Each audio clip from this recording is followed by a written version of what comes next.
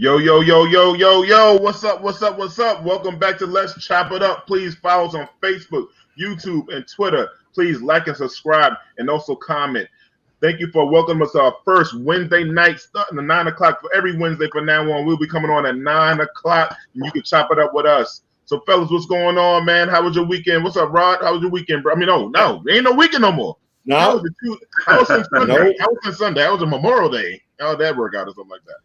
No, everything good, man. Everything good. I got caught slipping. I had a little doctor's appointment this week. Oh. Nothing serious. Nothing serious. Just shit. a regular check. Just a regular checkup. Okay. But I got caught slipping by the doctor. The doctor went to examine my ankles because if you got fluid in your ankles or whatever, they think there's something's wrong or whatever.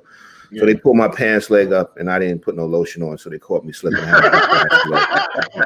and the doctor said, "Oh, the ankles look good, but you have some excessive dry skin." I said, "Damn." So I forgot the lotion for the doctor's appointment, but other than that, everybody's good. Family's good. I'm glad we on Wednesdays. We got our weekends back. So yes, sir. Yes, sir. I'm glad to be here with you fellas. Yeah, what's up, Derik? How was the few days, man? Since the last time I saw you on here. I had a good time, man. Celebrated my wife's 49th birthday with family and a couple friends, and we just kind of just chilled out, man, and enjoyed each other's, man, and enjoyed each other's company. I had to let go. I had to let go of Captain America, my trainer. I can't make. I'm too busy. I can't make any appointments. I started copy please and stuff. I can't make it. So I'll get back on the wagon another time, man. Probably give me a little break. Other than that, man, I'm just living life, man. Enjoying our Wednesdays. I would like to also, agree with Rodney, man. It's nice to have weekends back. You know what I mean? And but we still going to give y'all the same content, the same laughs, and the same entertainment, and the same intrigue as before. So I'm just happy to be with y'all fellas, man. So let's do it. That's right. Kelvin, man, let's chop it up, baby. Yeah, right. Let's do it. Let's chop it up. Mugs brought to you by our dear friend Rodney Mitchell, the design. So if you want to get a Let's Chop It Up mug, please hit a like and subscribe for one thing, comment, but also hit up our producer Jamie or hit one of us up on the show. Please follow us, and we'd like to see if you take pictures when we want to post your pictures with us with the Let's Chop It Up mugs. Mm-hmm. Kelvin, how was your last few days since I saw you, my brother? Yo, the day was good. Everything was good. I'm just maintaining out here. I've been trying to. I've been doing. I know Derik has inspired me about getting in shape. And so there you go. There he goes. Hey, man, we giving up everything, boy. Look, we giving up everything today. On a Wednesday. So what I've done, I haven't started working out, but I've been doing mental reps. So okay. I've envisioned myself working out. You know what I'm saying? Oh. So my vision for working out is already ahead of my physical. Once the physical part catch up, then I'm halfway there. So right now, man, I'm doing push-ups right now as we talking. Right now, in my mind. You know what I'm saying? See, I'm a karate man. Karate man moves on the inside. You know what I'm saying? The week is good though. Everything is good, and it's great to see you on a Wednesday night. I just feel something in the air. We about to do it. So let me. Cold Jam. What up, Cold Jam?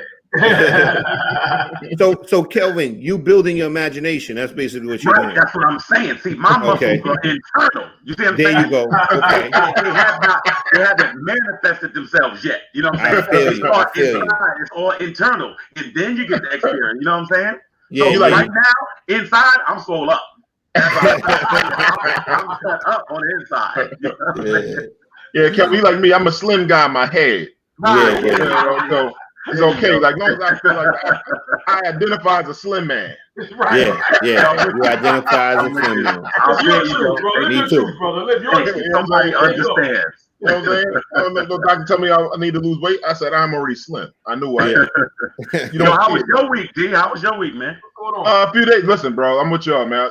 It's only been a few days. My job is working me kind of hard the last few days with a lot of projects. But otherwise, I'm so happy to be on Wednesdays. Like Rodney said, like all you guys said, Derik, Kelvin, like having our Saturdays back is the best thing ever, y'all. Because it's like so many things to do. I don't have to worry about my son making noise while we're doing the show. So this is great. I love these Wednesday nights. And listen, we are the hump day kings, baby. We like to hump. We hump the women and we hump this work. Yo, let me see. We made it. We made it a couple of minutes, right? We was good. It didn't take long. Come on, Jimmy, man. God damn. What, 5 minutes, man? Come on, man. Damn, man. That's messed up, Jamie. I think he's my man. But listen, man, we got the chopping block. Our first Wednesday chopping block. First up on the chopping block is South Carolina governor signs a bill requiring death row inmates to choose the firing squad or the electric chair. Damn. That's some shit. Like pick your poison. But the reason why, I think because the pharmaceutical companies don't want to support this anymore of putting people to death with their medicine and stuff like that. But that's, I mean, I can't believe we still having people go to death row. We want to be a civilized civilization.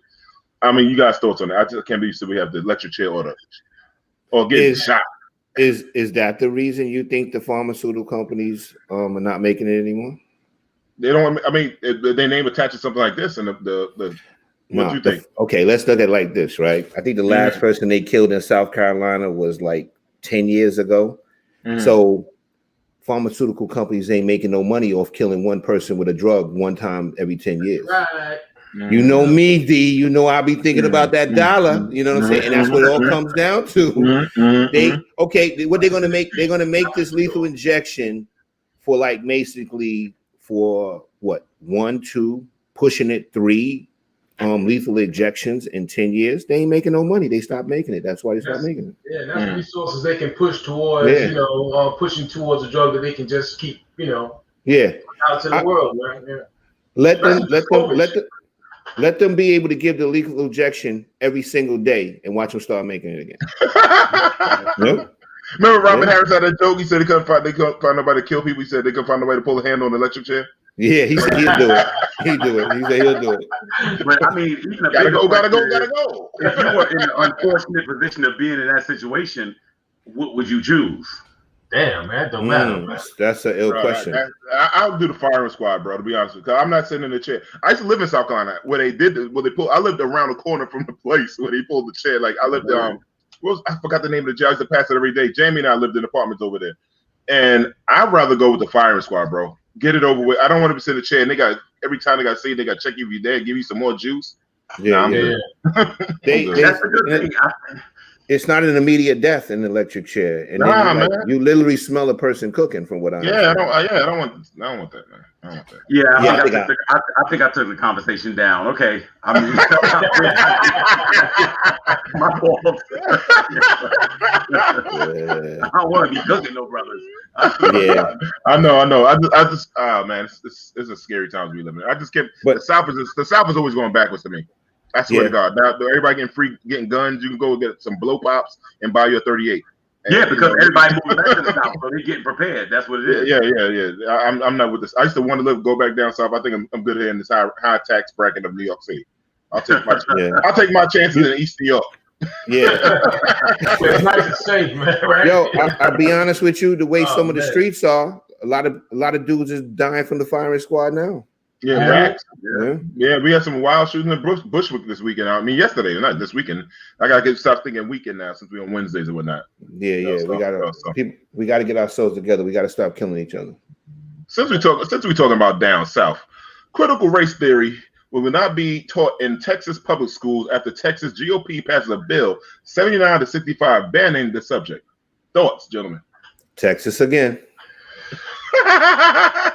Texas again. The whitewash of white people history the history. Go ahead, Rodney. No, the thing is, I really think that Texas is trying to become the racist capital of America. I think that's what they're doing. They're trying to get, the illest shit there.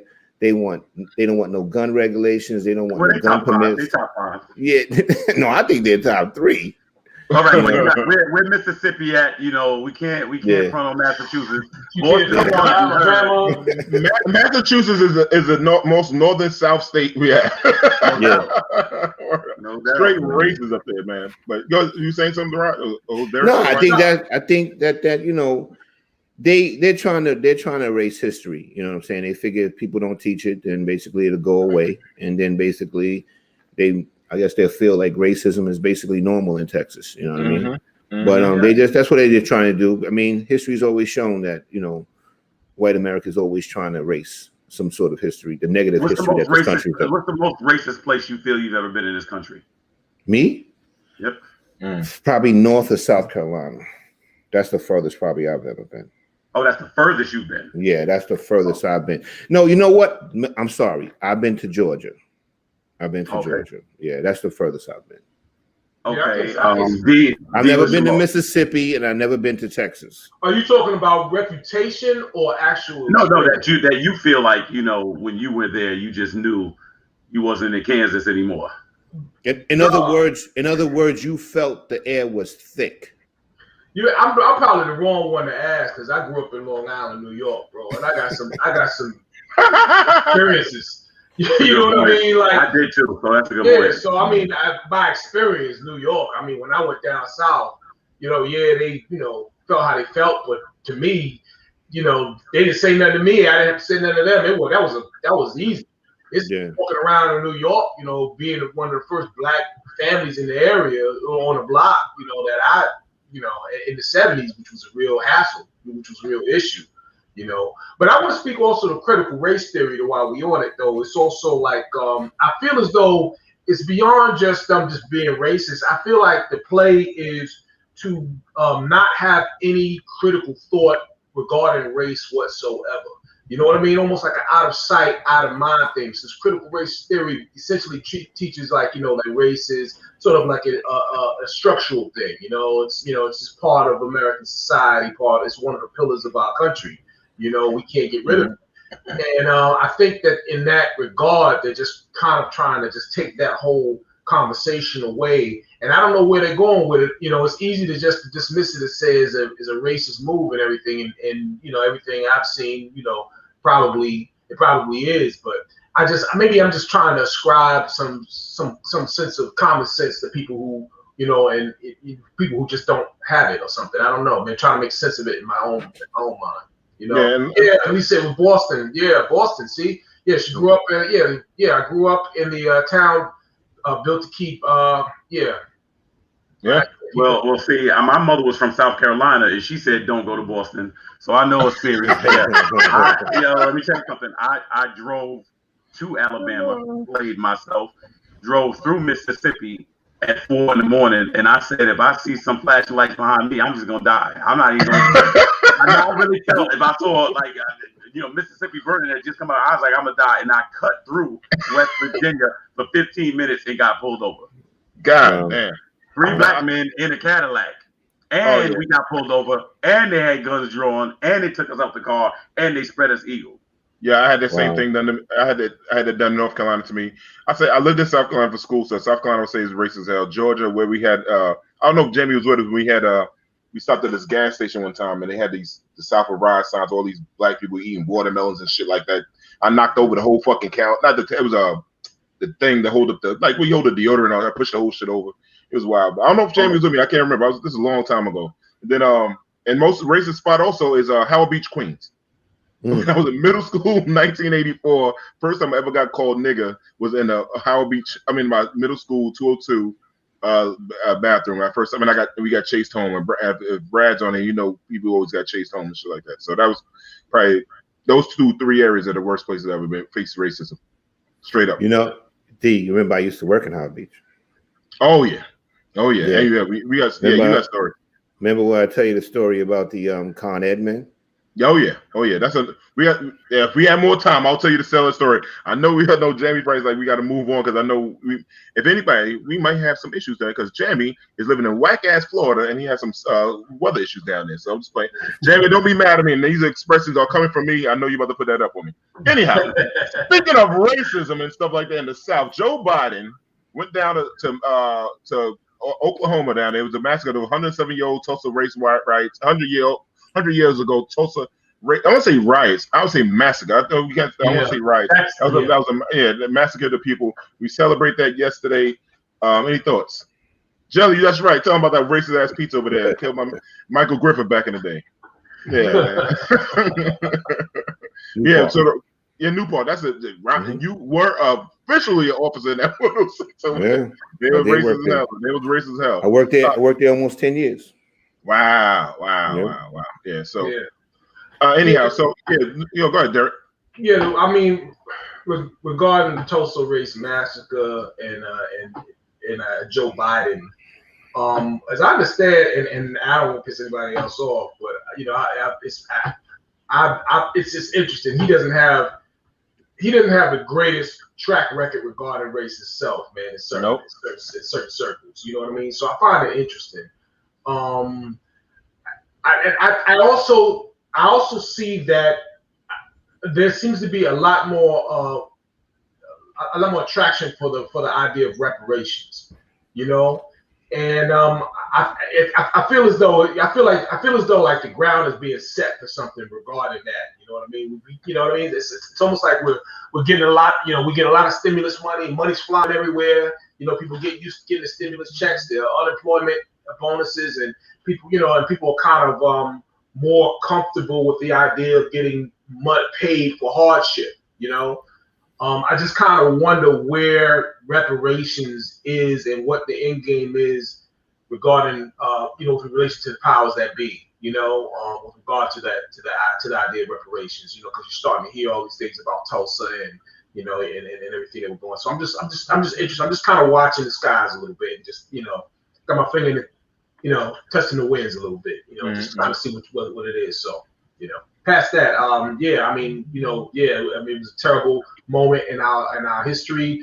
I shouldn't have had to wait until I was an adult to hear about it, and other similar massacres in our history. But it is where it is, it is what it is right now. So, Well, you know what? I think Joe Biden is a tourniquet. I've been saying that. I just think every situation is just pretty much going to be pretty mild. And I think that's what it is. And I think he's in a situation where he's trying to always bridge the gap between two different areas. That's it. So I don't think it's anything transformative. I think some of these things are to placate people. And so, when I see Joe Biden, I don't think Joe Biden galvanizes anybody. I mean, I think what it was Joe Biden is a person that would like to draw some attention, but his legacy pretty much would be the person that just ended the Trump presidency. I think that's pretty much what it is. So I don't ever expect much out of him when he draws attention to a situation. I think it's just pretty much vanilla. You know what I mean? And I'm not saying that's anything against his integrity or his intent. I just don't think he's really transformative. I just think everything is just going to be pretty much a quick photo op and people will see it and recognize it, but I don't think anything will rally the troops. So this is my thing with this, right? The Congressional Black Caucus went down there, and these motherfuckers went down there and started dancing, doing Soul Train lines with African beats. Where's the reparations at? Like, that's the conversation you had. Now Joe Biden talking about them have to wait. What? Like, James Bolden said, why do we always have to wait? Why do we always have to wait? Like, I waited for my kids, waited for my sister, everybody. We wait. We turn old and gray, and we don't wait. People die. Like, why we have those two? Let's get reparations for Oklahoma. Let's start with them alone, and then we could go for the rest of the nation. Like, why are we not having those conversations? This is why I'm not. And everybody know I'm not a Kamala Harris fan. I wasn't a really big Joe Biden fan, and it's just because of the same bullshit. The Asians got their shit first, and we always gotta wait. Why we have to wait? Oklahoma. Think about it. How many buildings destroyed? 100-something. Buildings was destroyed. Yeah. Why we not telling the people, like, whatever the land is worth, give them what the land is worth now, and because all those, you got universities, you got all the buildings built on top of that stuff like that. Give those people that money. Yeah, you got people that the lady is 107 years old. She's still waiting for reparations. 107. Right. Come on, man. Right. That's sad, man. That's sad. She got great grandkids still running around here. And she didn't get no nothing. No question. And like that's like Joe Biden is a smoke and mirrors. I know everybody wanted Trump to be going there, so like, and Barack Obama too. I'm sad that this is the first president went to Oklahoma to admit this shit. We had a black president. This dude didn't even come on. Let's go down there. Listen, Barack did what I needed him to do, which was not called, just look good and just be there and just for most of my children's, he was eloquent, man. He was well put together. He held himself with dignity. I was good. He didn't tear nothing up. I was good with him, but I didn't expect him to do anything. I'm be honest with you. And that's not letting him off the hook. It's just that he's a politician. And he's just the new face with the same playbook. Nobody's going to try. I keep saying it. President is like a quarterback, but the playbook don't change, man. You know what I'm saying? So it's like it's the same playbook. They're not going to change it. They got the same team identity. You know, the Giants are going to run the football. You know, quarterback ain't going to be nothing, but we're going to run the football. That's what we do. You know, we run the football or whatever it is that we do.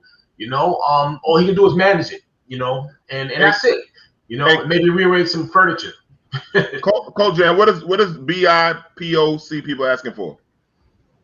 Yeah, people of color.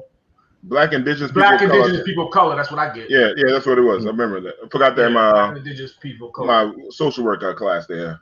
Yeah. So well, I'm sorry. You was about to say something, Rodney? Yeah. I'm about to open the door. Here we go. Put your foot in first. Kick in the door. Wave the 4-4. Honestly, do you guys think that they're going to give us reparations? No. Okay. I just wanted to make sure we're on the same page because this is the way I look at it. And I'm not saying I'm not for reparations because I absolutely am. The thing is this, I look at it like this. Any white president that would give Black America reparations would be the end of his political career. That's how I look at it. And if a white president did give us reparations, it would have to be in his last term on the way out the door. It's not even that. To speak on it, like, is it Congress too? You got to think about Congress. Yeah. So this thing, even the study is still waiting to have the study for reparations. Yeah. But the thing is, you know, the president is the coach of the team. You know what I'm saying? Mm-hmm. Especially when you got his same party controlling both two other branches of the government.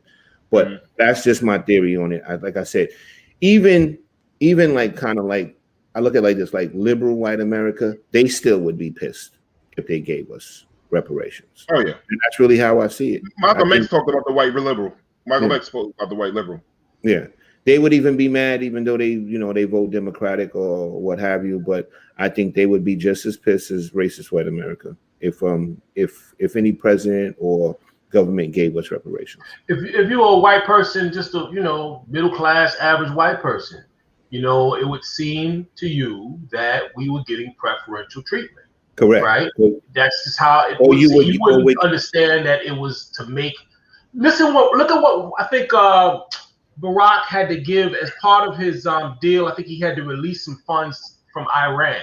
I think back when they were doing that, and all you saw on I can't remember, but they had to release some funds from Iran.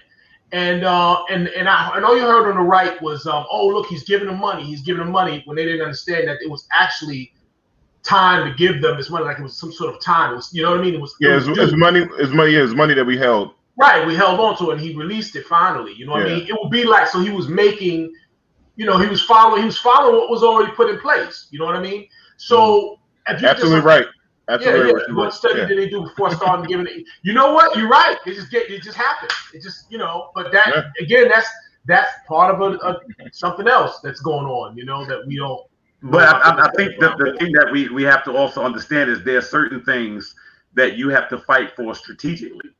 So if they're not giving it to you, then you got to make them feel it. All right. So I'm not buying no Louis Vuitton. I'm not buying no Fendi. I'm not spending the $1 trillion of buying power we have. We're gonna reallocate it to ourselves, and that's what it is. So we're not. I feel you on that.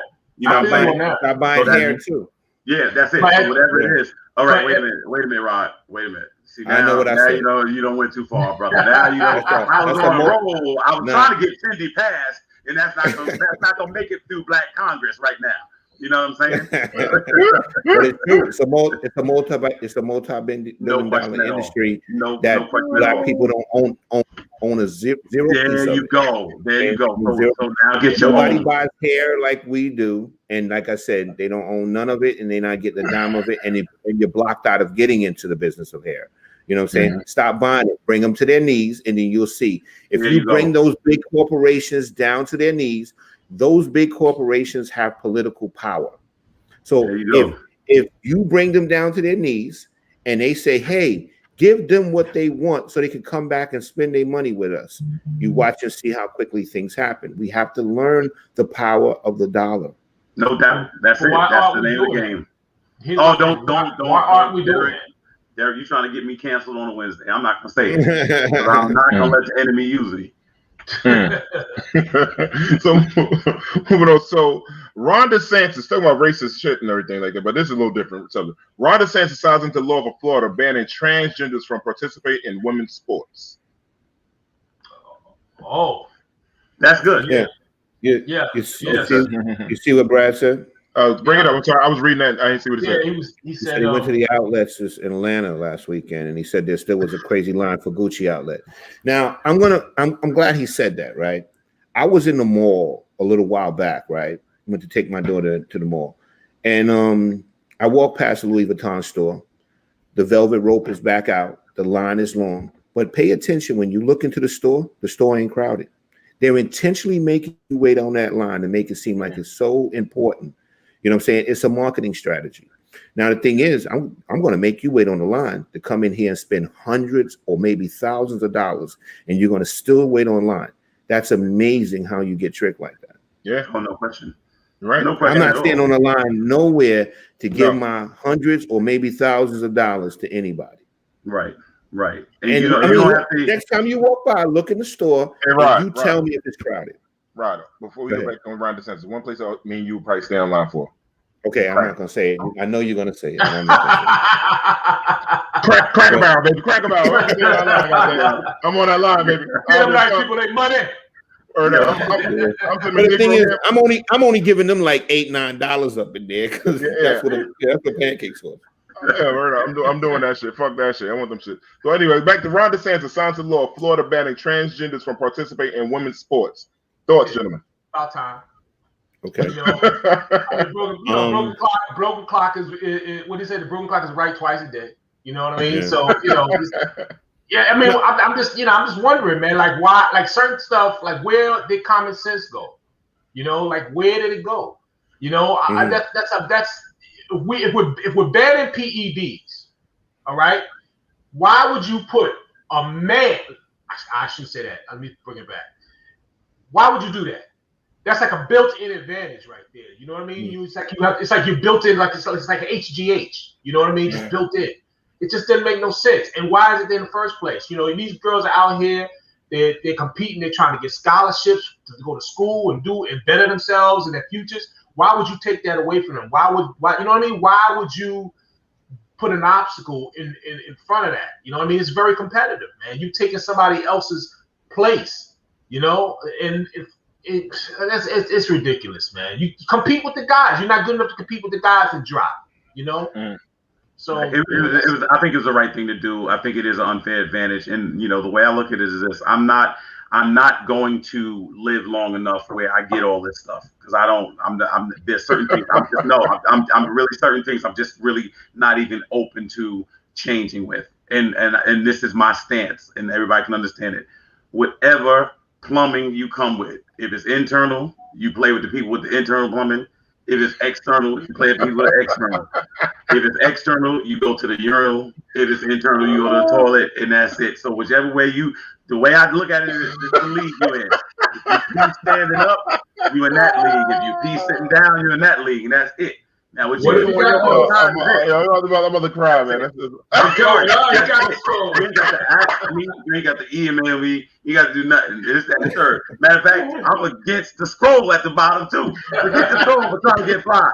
That's right. You want to play rough? I play rough. No. I'm sorry, Rodney. Before I say, go ahead. Oh, what Brian say? No. Yeah, he said if the factors found outside is also against transgenders in sports, but change his position and allow it to own the libs. Mr. Ron DeSantis is one of those Trump yes guys. Like he does whatever Trump tells him to do. Yeah. Now I don't disagree with the transgenders with you know they're not being able to play with women or sports, keeping them out of sports. See, the thing is, I want to backtrack to an old show that we had where we talked about Brucey Jenner. Okay. Hey, if I get the stroll, Rodney, wait till I finish, and then put it up.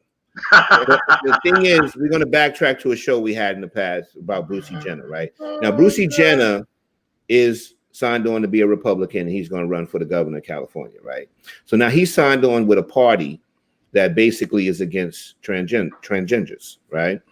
So the thing is, that's how you know that there's an ulterior motive. The Republican Party is about to use him in a certain way. You know what I'm saying? They want to use him when it's comfortable. But that's why you can't, like, I think, Kelvin, you said it before, you said you don't trust it. Yeah, we can't trust Brucey Jenner because he's fooled us in the past. You know what I'm saying? Yeah. He made us think he was Bruce Jenner. You know what I'm saying? And when it was convenient for him to make money as a male. You know what I'm saying? And he'll be back. He'll be back, by the way. When they offer him $100 million to change back, he'll be back. He'll change back. Whatever it has to do with money, he'll change to be whatever it has to be. You know what I'm saying? But the thing is, it just goes to show you the trickery and like the dishonesty about the Republican Party and Ron DeSantis and those people. But I just wanted to touch on that. Hey, we're not going to get invited to the Pride Parade.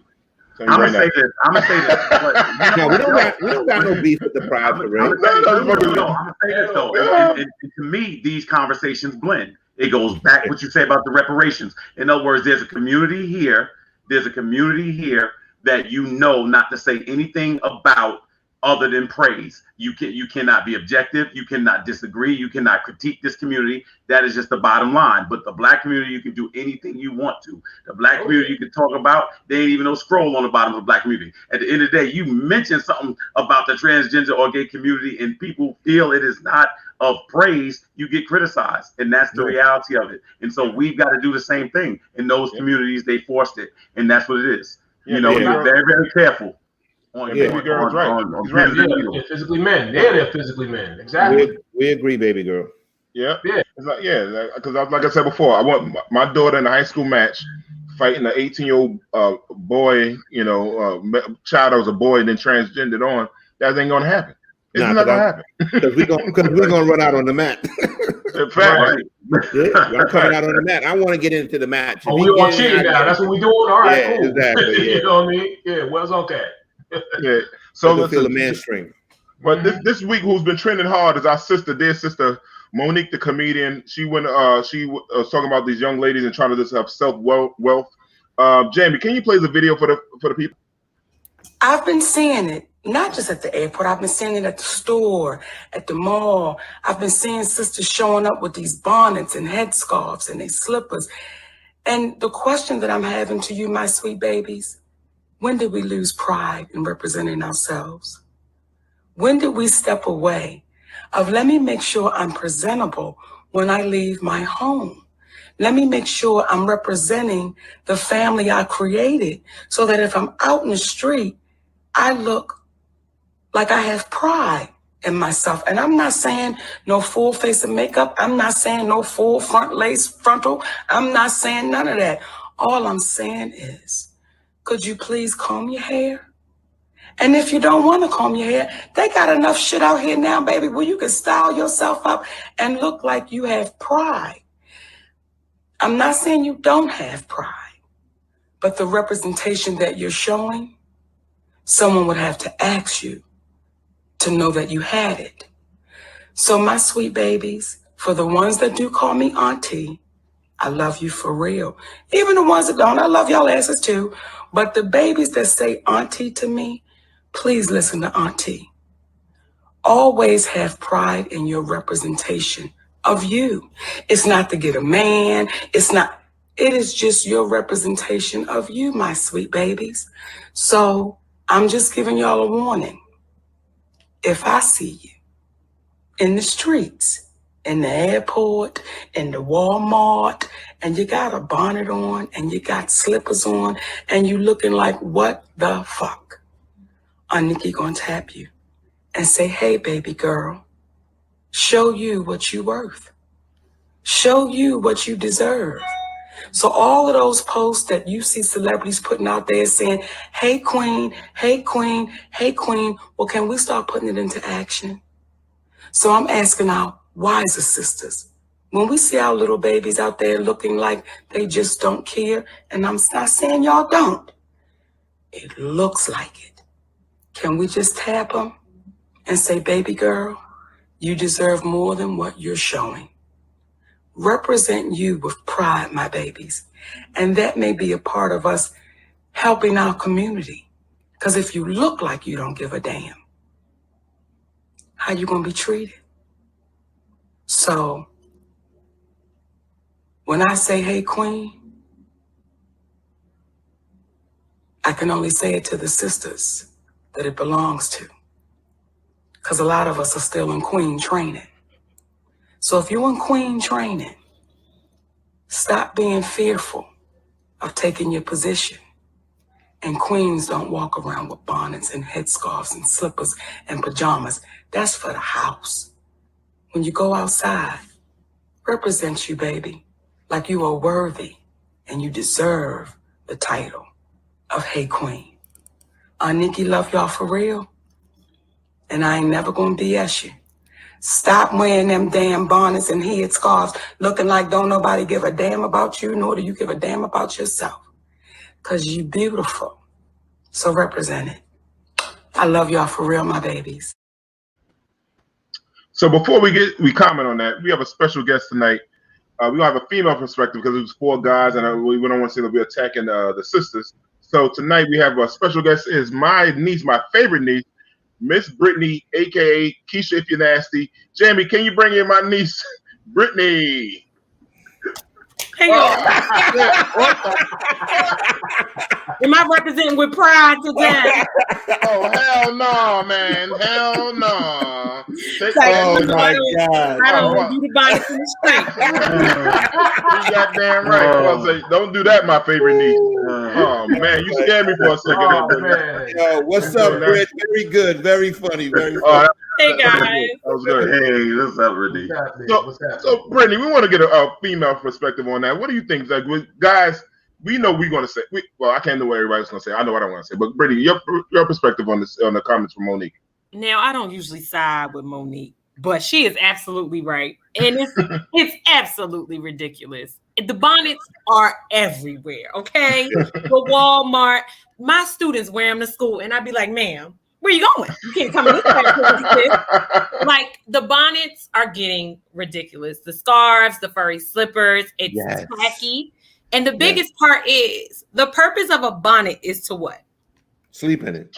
Protect your hair when you sleep. You not sleep at Walmart, sis. Why you got your bonnet on? It doesn't make any sense. And these women are out here fighting against it like, oh, this shows that you are policing Black women. No, that's not what this is. No. And they say like, and they want to say they're going to airplanes. They say they want to be, when they get to their destination with their hair to look fresh. No, what you do. So again, are you sleep when you go through TSA and you doing No, you're not. So what you need to do is put your bonnet in your bag. When you get on the plane and everything is all settled, you can throw it on. We get it. You're going to sleep.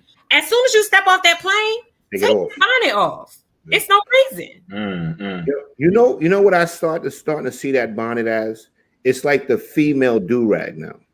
That's how I kind of feel. And there's a lot of people saying if we're telling women they can't wear bonnets, men shouldn't wear. I agree. No, I don't think I agree with that too. I don't like my son when he was waving his hair, whatever. He wasn't allowed to go outside in his head with no do-rag on. That's right.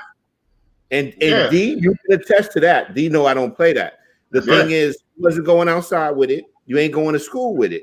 Now, if you in the house and you sleeping, go ahead, no problem. But you're not going outside with it. Yo, Brittany's grandfather, my father, and everybody all the men on my block, we can wear our hats backwards, can wear no do-rags. I remember when I went to baseball practice and I had the joint under my baseball cap. Yeah. Take that shit off. Yeah.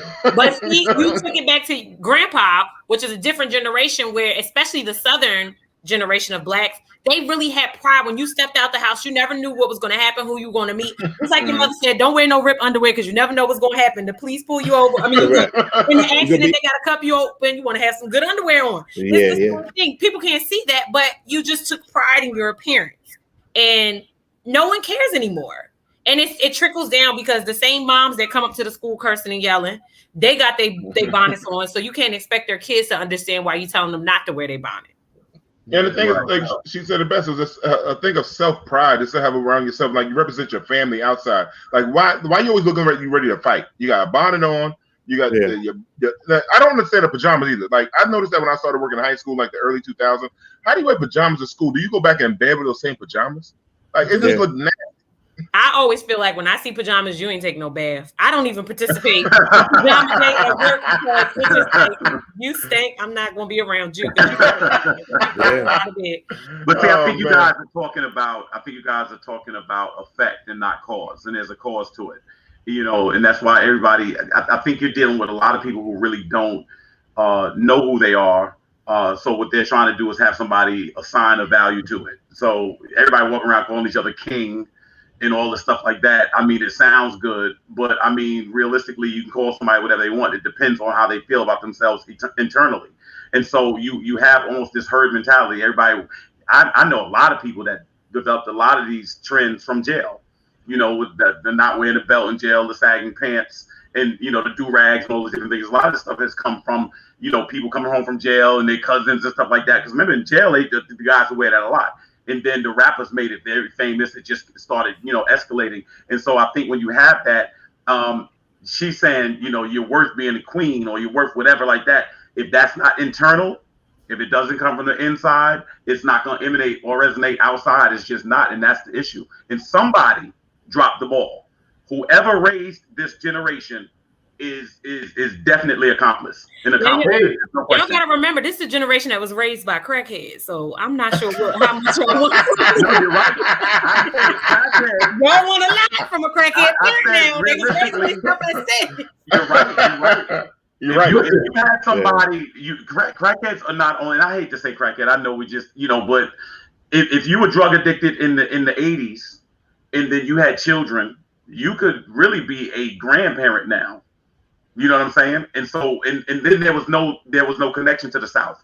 When that broke, a lot of, like my mother said, when she came from South Carolina, they wouldn't do chores on a Sunday, or they would not, leave the house without your bed made up, or all that stuff has changed once we came to either the northern states or whatever. Just a lot has changed culturally. And then pop culture has just made it very acceptable to just be radical and not give a crap. That's just what it does. Yeah, we have some good comment from Brad. Good comment from Brad. Everything goes back to buck breaking. No leader in the house hold to stop that behavior. Yep. And that's real. You know what? That's funny though. But you mentioned something, Kelvin, about what generation is to blame. These are our kids, man.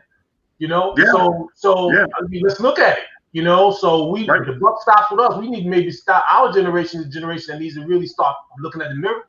You know what I mean? So and we start talking about women wearing their bonnets and all that. These are the younger girls, but look at these fellas that they age too. They walking around with their pants off their ass, you know what I'm saying? And doing things that we wouldn't have got caught dead, wearing clothes that we would, you know what I mean? I'm old enough to remember when black preppy was a thing, you know what I mean? And we so far from that, even going back a little bit further, even when we were at the beginnings of our little hip hop clothing and everything. You remember the clothes we used to wear? We never used to wear our stuff hanging off our ass and all that kind of stuff. We just, you might flip it a certain way, but it was, to show your affiliation, but with culture, but that was it, So I mean, just collectively, I think we got a situation where we just have collectively a lack of self-respect. Yeah, so it was a few things that happened. Like we were the first generation of being selfish. We sold drugs to each other. We became very selfish. We became glamorized with money and stuff like that.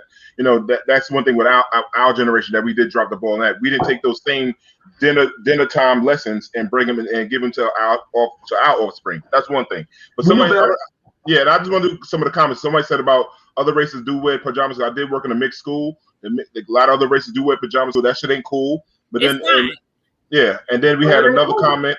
We had another comment from Baby Girl. Well, right now we're not worried about other races. We're worried about us. Exactly. We're worried about us. It's not a race thing. I think that a lot of women were attacking Monique, and I listened to some podcasts of some very esteemed women like Demetria Lucas, and they're saying like, oh, policing Black women, and this is a Black thing, and we're only doing this because we feel like what looks proper or presentable in the eyes of whitey. And it's like, no, this is not a color thing. This is class. Like, this is tacky. You don't come out of the house in pajamas, bonnets, sleepwear at all, no matter what color you are. And I really hate that it's turning into this, we're trying to present ourselves for the white America. No, you're just trying to present yourself for the world, regardless of color.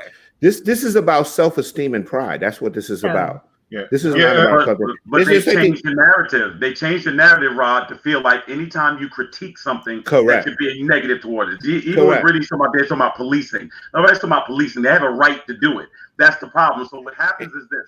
First of all, any race of people, and this is just my opinion, any race of people that will have babies by anybody without a standard or criteria is going to be subject to the downfall of their race. I'm not saying which race that may be. I'm just saying if anybody is like, no matter who you are, whether you can read or not, whether you've been incarcerated, whether you're not trying to do something, whether you're in the gang, whatever, I will lay down and have a child with you and start a family, you're going to have problems. Not saying I'm talking about any race in particular. I'm just saying if that happens, then you're going to be subject to that. Whoever that race may be. Like the thing, two things. All right. So, Kelvin, you said something that was very profound to me. When you said people keep calling themselves queen and king, I've never seen a king wear pajamas. I've never seen the king look sloppy. I don't know if the king of a little small village in Africa, he always wearing the best, whatever clothing they wear, he's had the best of that and wears it with pride. The king and the queen, the king and the queen are the two best dressed people in the whole palace. Period. So the thing is, you're right. Like, how can you compare that to king and queen? You know what I'm saying? Exactly. The other thing I got a problem with too is, this is just not the pajamas, the hair, the do-rags, and the pants sagging. It's how these youth are walking around talking in front of adults. You know what I'm saying? The language that they're using. I remember if I was around older people or walked in a store and older people were there, I would never say any profanity, curse, say anything vulgar or whatever.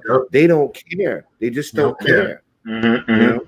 And Brittany, a quick question. Producer Jamie told me to ask you this question. What would you do if Monique tapped you at the airport?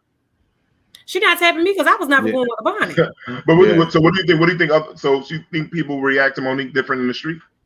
I think Monique's reputation right now, especially in the Black community, isn't as great as it once was. And some of these young people wouldn't even know who Auntie Monique is because she's just a different generation of a comedian. So I don't think it would be received well. Kind of back to what Rodney was just speaking on. This new generation, they don't have respect. It's not.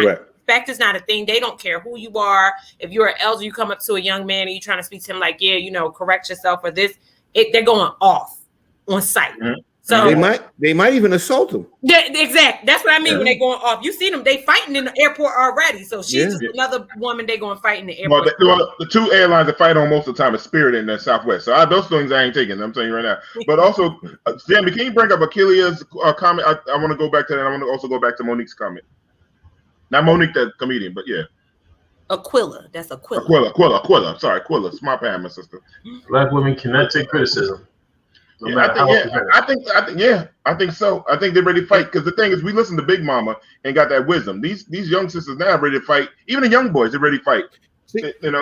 Yeah, it's the thing is it's like we just saying this issue is about respect. Like you look at people probably look at the four of us and they say, "Oh, look at these four old heads on here talking," but they don't look at this as wisdom and experience. You know what I'm saying? Yeah. And the thing is, there's something I could teach you that could take you far because guess what? We already been through it.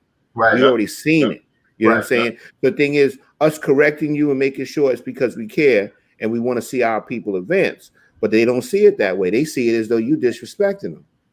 I think it's important though. Monique is right. They made hold it though, Brittany. If Beyonce came out and said, "Don't wear that shit," it's done. They won't wear it. They would. Yeah. It's always it's never the message. It's the messenger. Always remember that. A lot of these people say some good stuff, but you said a lot of stupid stuff before. Now we just have no respect for anything you say is invalid. But it's definitely the messenger. But I'm sorry, that was Keisha. My bad. Aquila's comment about Black women can't take criticism. I think we have to be careful with that though. Because there's this stigma that Black women are supposed to be so strong and not have feelings and never speak up on how they really feel. We're supposed to just take it with a smile, right? And just push through. So I do think that we are in an era where we do take things a little more sensitive. And that's just our world right now, period. But especially with Black women, because we just feel like no one looks out for us. So I do get that part of it a little bit. But to me, this isn't criticism. It's just common sense and common decency at this point. Yeah. She's talking about the football player. Yeah, the football player went up on Cam Newton. and he got G-check. See, the thing with young cats, the thing like Rodney said it best to me. Like older, they don't want to get the wisdom from us, and they can talk about like when they go and Rodney, you work with kids, and I work with kids, and the 16-year-old told me I'm gonna go talk to my OG, and I was like, who's your OG? This motherfucker 20. Yeah, he's 20. Yeah, you 20, right. Bro. You don't piss straight.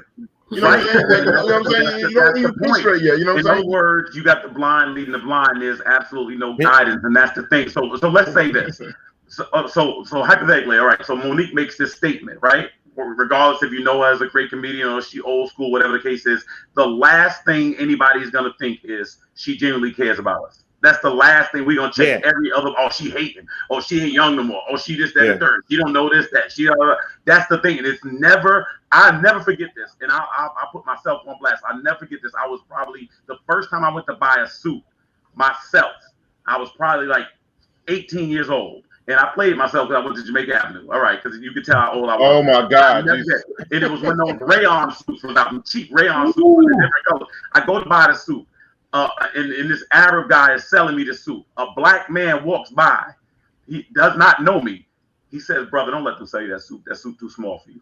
This, that, and the third, blah, blah, blah, whatever." I'm like, wow, look at him. He out there hating this, that, and the third, blah, blah. They sold me that same small suit, made me pay about twice what it was worth in alterations and this, that, and the third. And I just never forgot. The man tried to tell me. The man genuinely cared. The man was just trying to say, brother, just listen to me. But no, I couldn't at that moment. And that's what I'm saying. And what we've got to do is understand that. Now, I was 18 years old. You got somebody that's 40 years old going to be upset with what Monique said.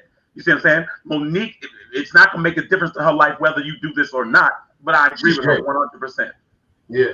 No, and she said it with so much sincerity and kindness too.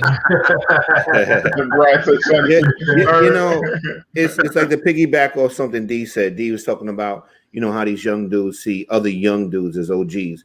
Back when I was coming up, you know, and I wasn't always the greatest of a kid or whatever. And I always remember guys that I considered OGs. First of all, they went through stuff. They had wisdom, and they would tell you, listen, young blood, that ain't for you. You get away from that, or you don't do that, or don't hang with them. They're going to get you in trouble or whatever. Now you tell somebody that, they're ready to knock your head off. Yeah. You know what I'm saying? Rodney, it's crazy. And what does OG stand for? Original gangster. There you go. Yeah. There you go. Half the rappers. I was thinking about this the other day. The rappers. Escobar. Yeah. Well, the thing is, everything is gangster related, right? Everything is negativity. We embrace we embrace criminal activity.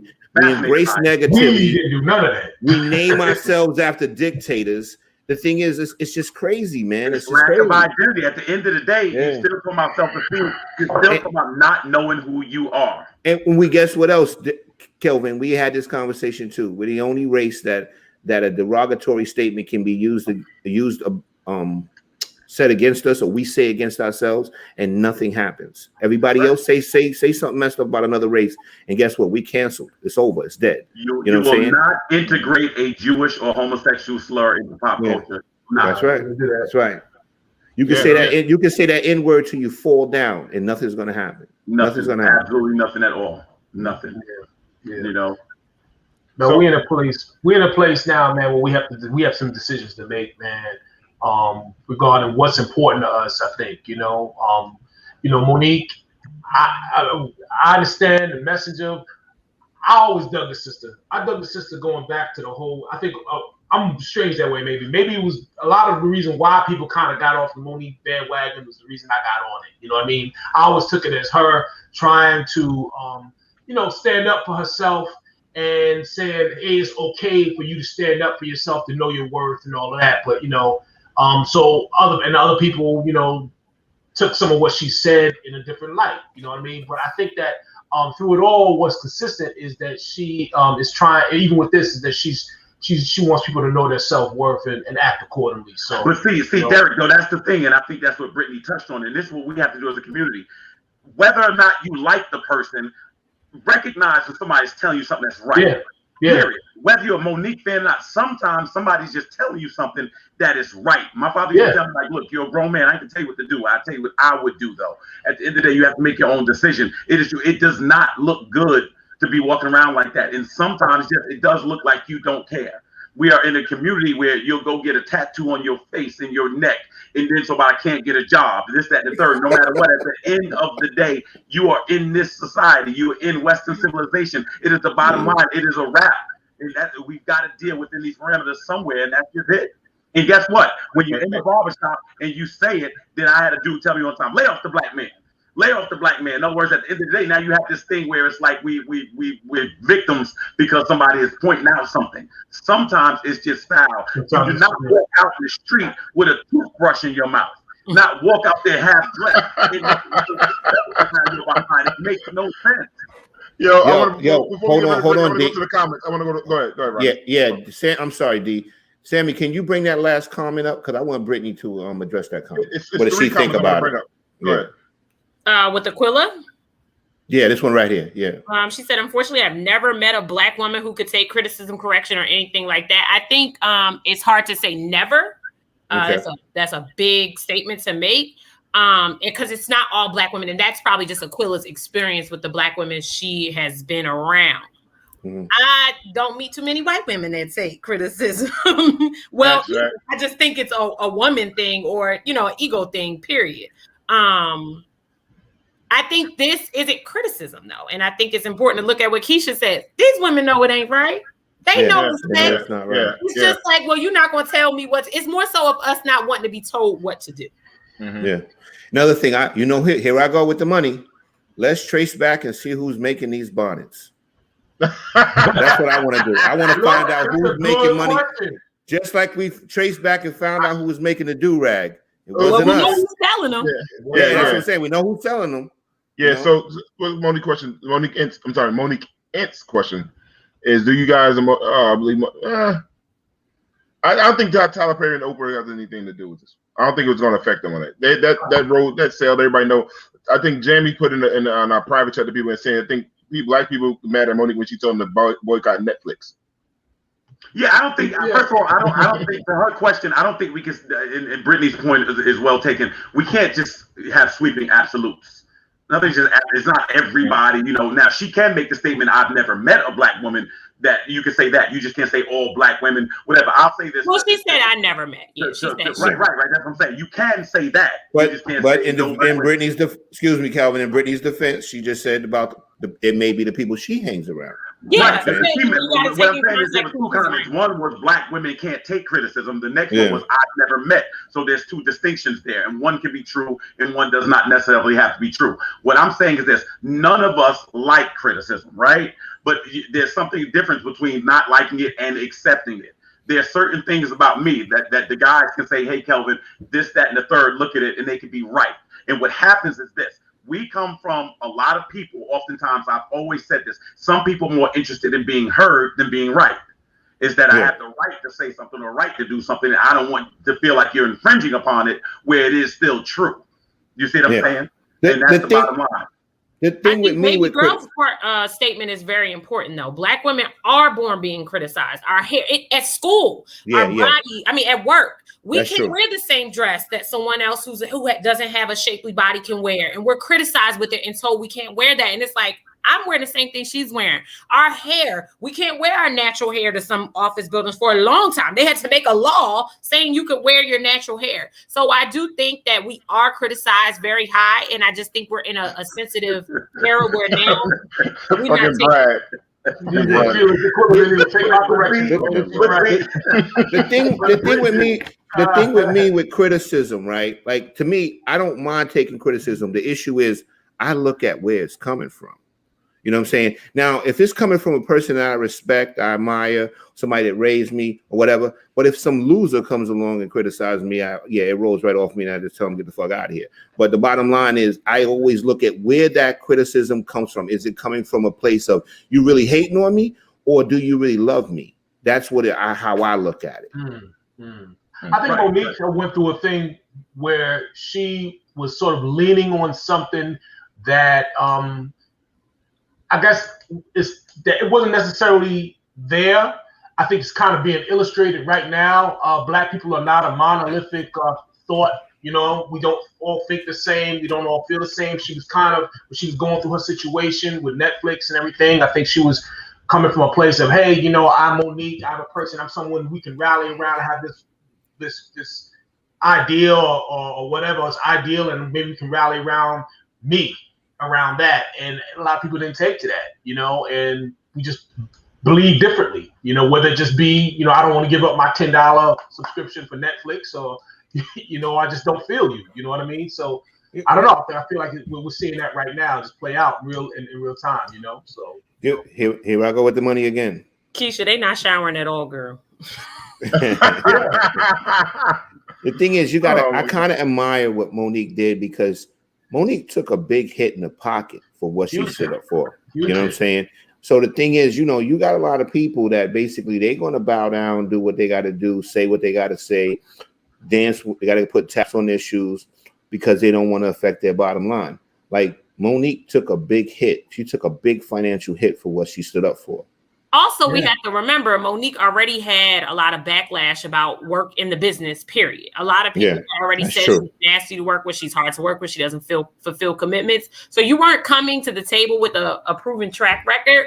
Also, you hadn't did shows in 15 years. These white folks at Netflix don't know who Monique is. And but they did blackball her too, Brittany, for a little while. They blackballed her. Yeah, exactly. But my point is, I don't think Monique took the right approach in the beginning of that. Mm-hmm. I just think it was, you're asking for all this money, but where's the numbers? We need to see the numbers. Correct. The numbers I agree.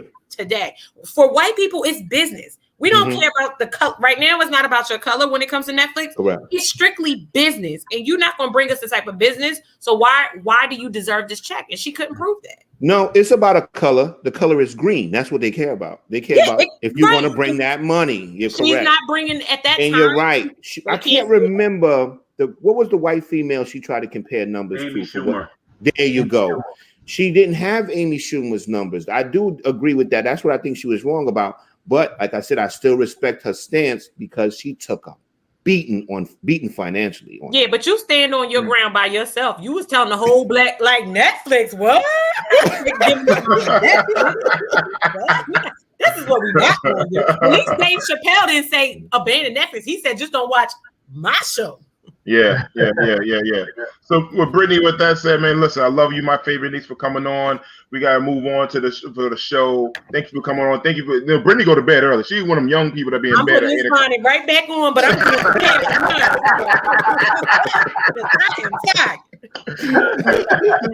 She's always the first one to go to sleep, man. But let the kids, y'all kids can stay up. She be out in bed, knocked out early, man. So that's how you stay looking young. That's why you stay looking young, you know. Yeah. So Brittany gotta get them teach some badass kids out there in Baltimore. I got the kids in the morning. So my favorite niece, thanks for coming on, giving your perspective on things, man. Brittany, all love, Brittany, all love. You keep doing it, queen. Now you a queen. Right. Y'all follow Keisha Chronicles. I got a podcast coming this summer in June. Well, we are in June, sometime in June. Check me out on Keisha Chronicles on Chronicles with the K on Instagram. And listen, and then see how Nick Rose late. We're already in June. Somebody's coming in June. That's that native shit. It wouldn't be Keisha if she ain't put a little black on it now. She'll get there. All right. Somebody said Brittany needs to be added to the lineup. Let's do it, Brittany. Let's do it. Let's mix our crowd. Let's do it. Let's mix our audience together. Get them young folks with us, and we get the old folks with y'all. Give y'all some wisdom. We're gonna not them young black women. They're not gonna take that criticism now. She didn't All right, my favorite niece. All right. Good night, guys. All right. Take care. Rodney's in the middle. Yeah. I'm gonna ask for extra money for sure. You saw that. That was a topic right there, man. That was a good one. Yeah, the Applejack bun. Applejack bun is word. Them shit's got them. Everybody looks like they're fucking chefs. Them big ass buns on. You know, they come out and make some cookies and shit. Them big ass fucking chefs on. Some big chef hats on. I can't stand them shit. Nobody can cook. Nobody can cook. Nah, it's everywhere. Everywhere's a bonnet. The number one place you see them joints on is Spirit Airlines. Yeah. And you better bring your Vaseline. So wait a minute, did it replace the shower cap? Yes. But remember, I'm gonna go this for people that's out of state. In Uptown Harlem, right? You know, we used to be in these streets. Yeah. The girls just rock those doobies all the time. Yeah. And never they wear the doobie, get the hair done, have the pins in them, and never take the shits out. So we never got we never saw their hairstyles. Yeah. I hate that. Correct. That was horrible. Yeah, you pay for it, you wear the doobie for 2 weeks, and you go back to the hair salon to get the doobie again. it was insane to me, man. But the thing is, it is basically becoming like a uniform. It's basically the pajama pants, the furry slippers, and the bonnet. And got throw some big eyelashes on. And yeah, the big shits. Yeah, tarantula joints. I don't even know how the motherfuckers hold their eyes up with them shit so heavy practicing. You know what I'm saying? Weightlifting eyelash. They be talking to you with the low eyes because the shits are so heavy. Yeah. Listen. So, speaking of person that always criticize black folks, Bill Cosby was a non-parole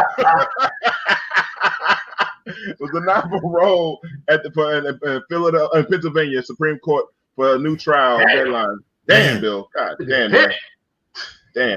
Damn, Bill. They fucked Bill up. Bill ain't got no hold. Man. His skin don't look right, man. He just look tore up, man. That don't look like Bill, man. The man going blind and everything, man. Hey, the mug shots are designed to make you look bad, though.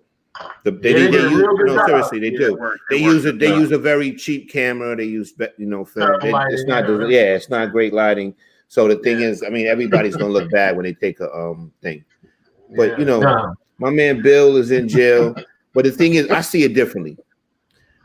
Everybody's worried about Bill in jail, but I think Bill is in jail being an OG. I think he's walking around having people under pressure, man. I think he's telling people, yo, don't get that Jello pudding pop and them sweaters twisted. I'll tear your ass up in here. Yo, I really think Bill might be in the OG because the thing is, I knew a chick that claimed she was locked up with Martha Stewart. And she said Martha Stewart had people in there under pressure. Wow. She said, I got too much money for me to be scared of y'all in here. You know what I'm saying? Yeah. But think about it. All Martha Stewart had, she make a phone call and somebody's going to disappear. You know right on up. Hey, Bill Cosby naming jails Blind Theory. That's not nice. That's not nice. Oh man, that's not nice, Steve. Yeah, man, I feel bad for Bill Cosby, man. Yo, what's the new news? What's the new news on Bill Cosby? Didn't something just come out? I don't know. He refused to sign the paper, right? That's the reason. That's the reason he's not getting parole. Didn't he just have a food fight or something like that? No, that was a few years ago. I think it was a few years ago. We looked it up. Yeah, imagine that he didn't see the pudding coming.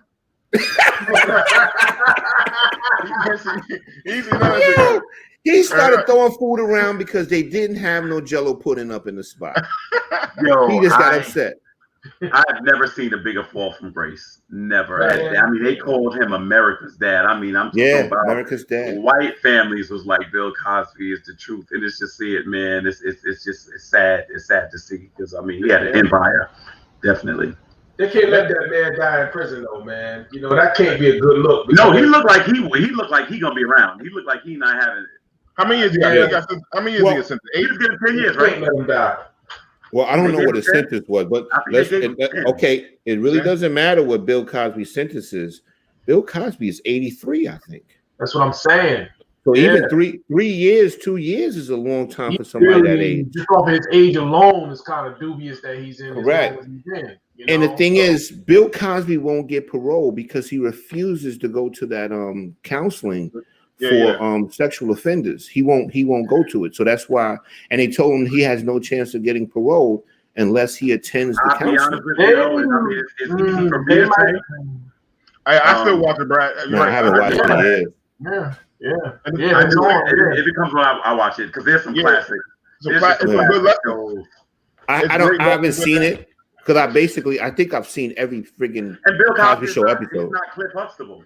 I mean, that's just it. Cliff Huxtable was a great dad. That's just But guys, we about to go to our first commercial break for the night before we bring in our special guest. Jamie, can you take us to commercial, please?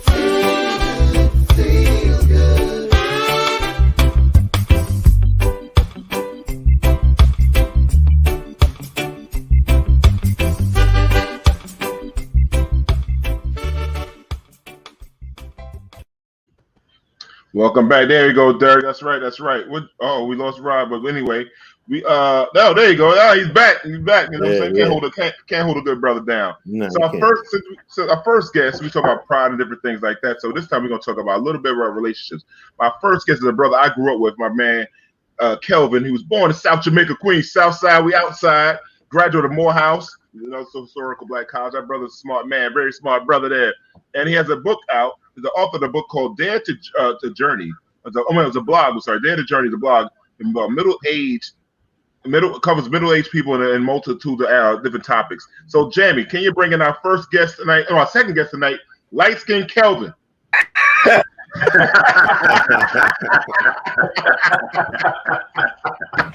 Yeah. What's up, light-skinned Kelvin? What's going on, family? Black people. What's going on? That's Kelvin with the good. That's Kelvin with the good hair. Yeah, I'm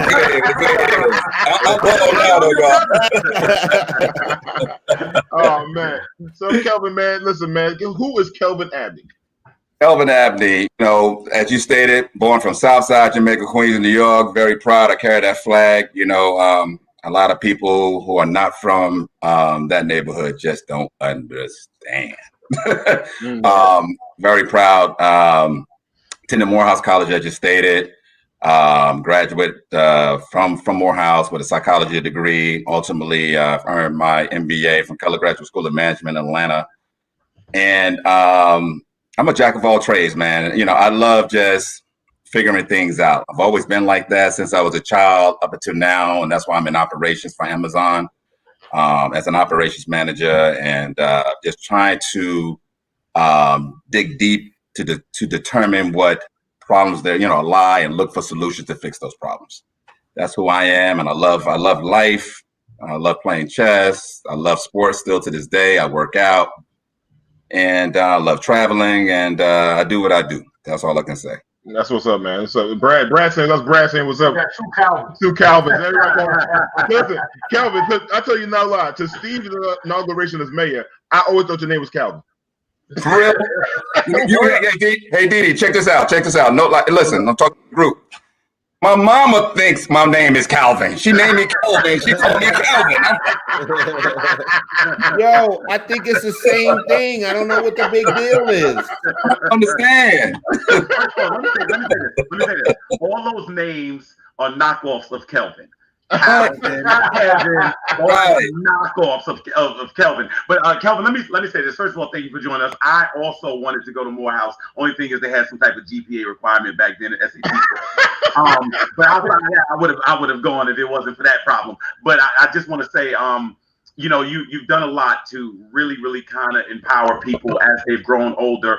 And, we have this thing about middle age. I didn't even realize I was middle age until I did the math. I just really, really thought middle age was like some older person or whatever like that. But what I realize now, and you can speak on this, you feel young, depending on how you take care of yourself. You still relate to younger people. And as a result, but your birth certificate keeps going further and further away from you. So it's like, you kind of in that kind of middle area. But what is the biggest challenge you think it is with people as they get a little older and they get to those mid to late 50s and early 50s? What do you think the challenge is dealing with people as far as their esteem is concerned? In regards to a great question, in regards to their esteem, I think sometimes people get so caught up in what they're doing and what they're involved in that they kind of lose hope on what their purpose was. So the bottom line is, like, for instance, when we're growing up, right, you felt that you wanted to be a baseball player, or you wanted to go to college, or you wanted to do this, that, and the other. So there was always some level of drive to be able to do those things that you hope to do. I think for middle-aged people, they feel that, okay, I'm at this age right now, I'm raising children, I have this job that I hate or I may love. But based on my assessment, a lot of people don't love their job, and they just get caught into the rigmarole of life, and they kind of forget about themselves. So ultimately, it's really about understanding your position, realizing where you are, realizing what you would like to achieve, come up with goals and a plan in order to achieve those things, and just get started. Nice. One day at a time. Absolutely. Yeah.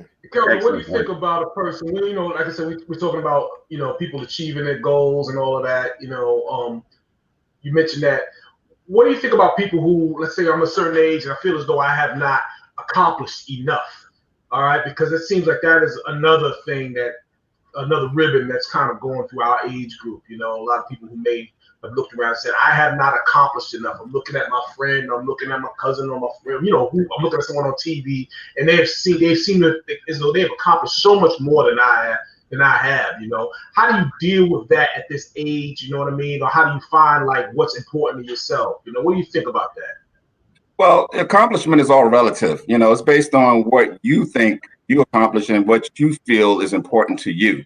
If you go based on the media, you look at all these stars, rap stars, Jay-Z and so on, or you look at these actors and actresses, if you base your life on those things, you're going to always fail. They have achieved what they achieved based on their level of understanding and so on. You have to understand yourself. And for example, I spoke to a young man in his 40s, and he was content being a janitor. Real talk, and that's always kind of frowned on. Oh, you're a janitor? No, I love my job. I've been at it for 19 years, and I'm very successful. Not only am I doing that job, I'm respected. I'm also doing other things outside that job, and I'm able to, to basically supply for my family, and I go to work on time each day.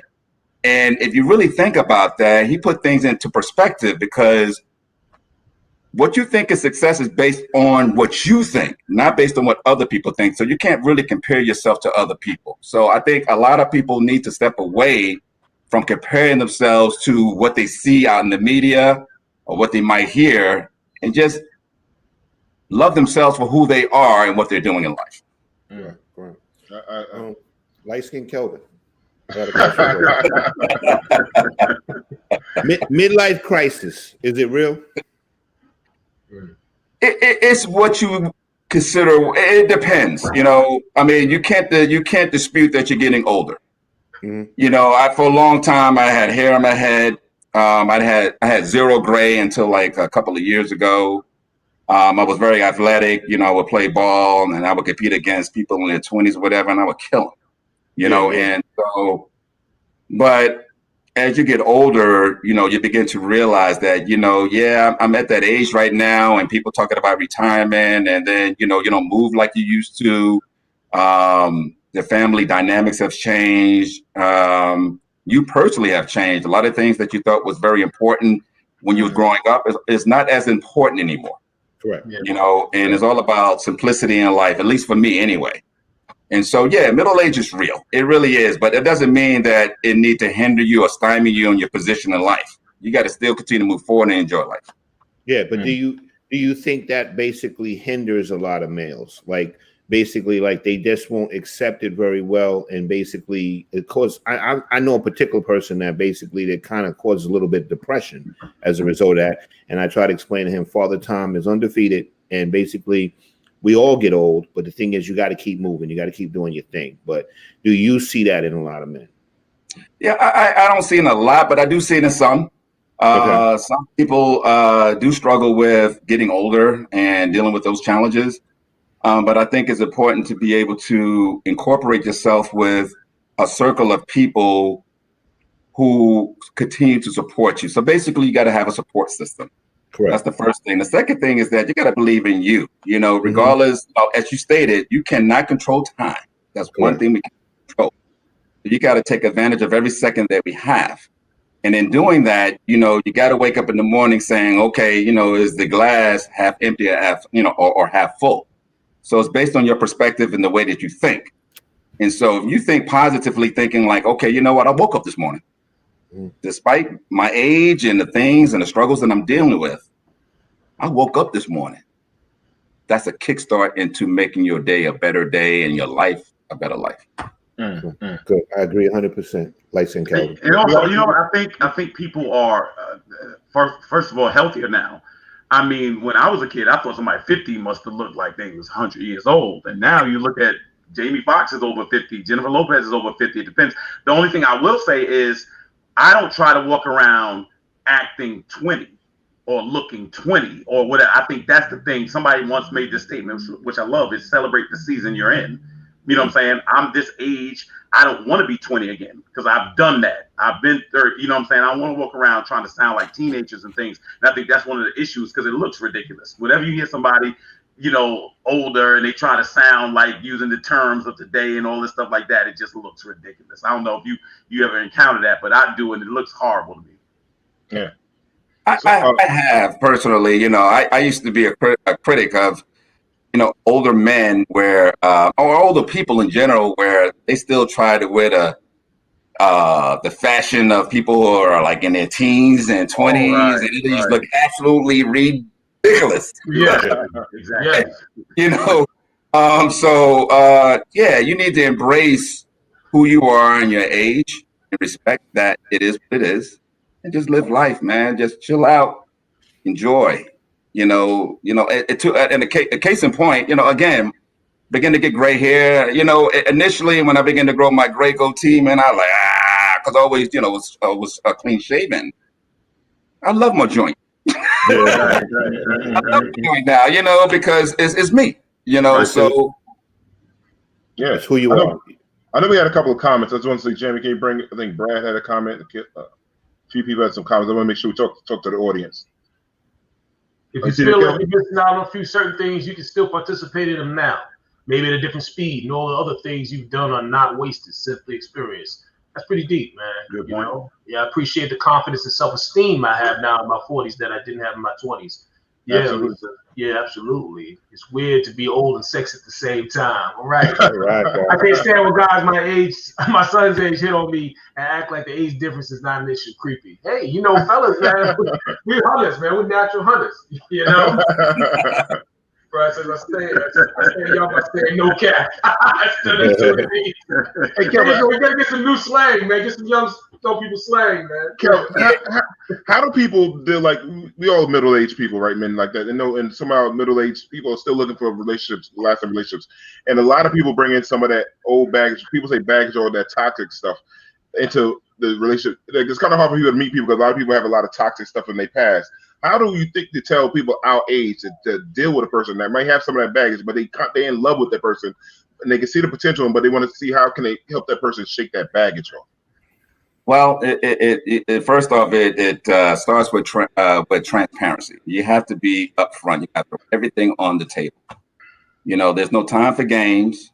There's no time for lies. There's no time for deception.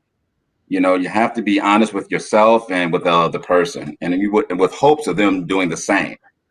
And you got to discuss those things and be honest about them. And as a person in a relationship or a potential relationship, you got to determine if it's going to work for you. So you got to be honest with yourself first, because so many times, you know, you might connect with someone and you might believe that, hey, this is the person that I want to be with. But you got to be sure that you can create your boundaries and be sure that they meet every criteria that you feel that is essential for you to have a successful relationship with them. That's where it starts. So it starts with honesty, and transparency. That's the first start. Okay. But no future in front, you know. What is that? There's no future in front, and that's what no future in front. It's just I feel bad for a lot of the women. I like, you know, I mean, a lot of guys, man, they bring in a lot of childhood drama into trying to be grown men with the drama, and they never face it as a child. So it's like it's kind of hard. I got a lot of female friends that good women that just can't find good guys. I mean, they got good guys, but the guys don't see the good in themselves because they got a lot of stuff going on. Right. Yeah, there's a lot of brokenness, and I think there's a lot of things. You know, some people haven't grown up, and people's maturation process is different. And that's what I like. What you do, Kelvin, is at least let people know. Listen, you getting older is not a death sentence. You know what I mean? I remember one time a lady was like, you know, she wanted to be a doctor, but she's like, I'm 40. You know, I'm about to be 40. And somebody's like, you're going to be 40 anyway. You might as well go after trying to do what you want to do. I mean, at the end of the day, go for it. Because, I mean, as long you don't know how much time, how much road you got in front of you. You know what I'm saying? And so at the end of the day, because to me, that's what gets you up in the morning. Challenges, going after things, having aspiration. You know what I mean? And so there's certain things I look at now. Yeah, I mean, you're right, Kelvin. There's certain things that aren't as important to me. Cars aren't as important to me as they were when I was 20 years old. That's I mean, people like, oh, I know a lot of grown men, and I'm not knocking them, that's into video games and sneakers. It means nothing to me. I got a car. I don't care what sneakers I got. I mean, at the end of the day, it's just, hey, life changes. But whatever you find, solace in, go for it. But the main thing is that you go for something, and that's kind of what I like, that you've dedicated it to people. At this age that may have given up, because sometimes it is, you're offering somebody a jump start. You know what I'm saying? Like me, I want to work on getting in shape. I've never actually been in great shape. So I want to see, you know what I'm saying? I see you look like you all sold up. I'm sold up on the inside. You know what I'm saying? I'm still trying to work it out. You know what I'm saying? But I plan to get there, and that's a goal of mine. You see what I'm saying? And you're 100% correct, my brother. Coming out of Southside Jamaica, Queens, first off, beautiful neighborhood, beautiful. I mean, just absolutely. You think we were living down south based on the environment? True. Until drugs rolled in. Your drugs fucked us all up there. Yeah, it jacked us up. And so at that point, it became super crazy. You didn't want to walk down the street. You didn't want to walk, to the boulevard, what have you. And then at that point, you was wondering if you was going to live to achieve 18 years old. True. I actually felt that way. And so when I attended high school, I couldn't wait to graduate from high school and then get out of there. And I did. I bounced out. I went down south. I had opportunities to stay in the city, to attend any university. But I wanted to leave New York for several reasons. One, because of the craziness. And secondly, I just wanted a fresh start. And you have to look at it. You have to look at that perspective based on what you just said. You can't just give up on life based on your current circumstances. It is what it is. It's real. It hurts or it might feel great. It depends on how you're feeling. But at the end of the day, there's always hope. So it's based on your mindset. So if you wake up and make your mind up and say, listen, you know what? Today's going to be a better day. That's where it starts. Then at that point, you got to determine what your goals are, create a plan to achieve those goals, and just start working at it. I don't care if it's at a snail pace. If you believe in what you're trying to achieve, you can do it. It doesn't matter what you went through. It doesn't matter what your current conditions are. You can actually achieve those things. So to your point, brother, you're 100% correct. Kev, I'm going to ask you a question about in your story about relationship, part of your story. Can you touch on that? Yeah, relationships are critically important. It depends on what you mean by that. One being, I believe in support systems. And having support systems in life are critically important. My initial support system was with my family, with my mom, single family, single mom. I didn't have my dad around, and I had my brothers and sisters. And so I had that initial support system, and then venturing out, doing things outside of where I was raised. I began to develop additional relationships with friends that I attended college with. And then through, my fraternity and other organizations that I became a part of, I thought it was critical to develop those relationships that created that support system based on the needs that you have. Everybody's support system is unique. And for me, with having it allows you to have some level of sustainability depending on what you're dealing with, good or bad, in order to project you to where you try to achieve. Without a support system in life, it's very difficult. And I think a lot of people deal with those circumstances.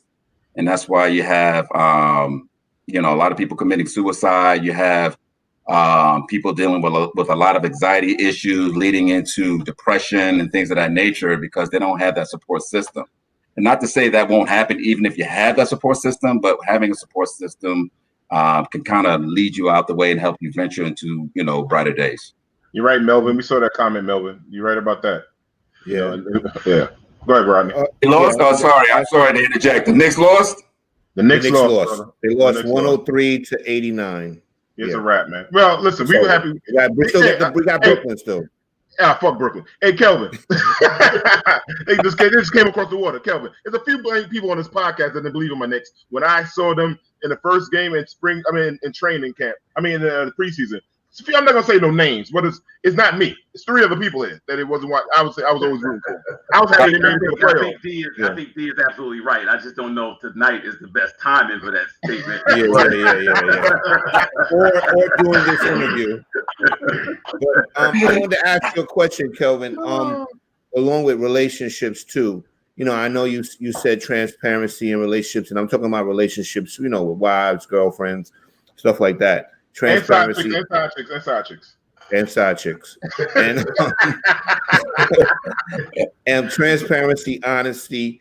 I always kind of notice too. I think maturity also is a huge factor in relationships. I think that basically, you have to find somebody that's on your same level. You know what I'm saying? Do you find that to be true? Yes, I do. Absolutely. Absolutely. I don't care how bad she look, how smart she is, how much money she has. She's not right here with you. Yeah, it's going to be a problem. Typically, you got to be able to coexist. You got to be able to relate. You got to ultimately be able to support each other's needs. And so it's got to be a balance in every relationship, I believe. And if that person's not meeting your needs, they might meet your needs here, if you know what I mean. But they don't meet your needs here in another aspects of your life. Wait, and you're right. When you said meet your needs here, shouldn't it be a little lower?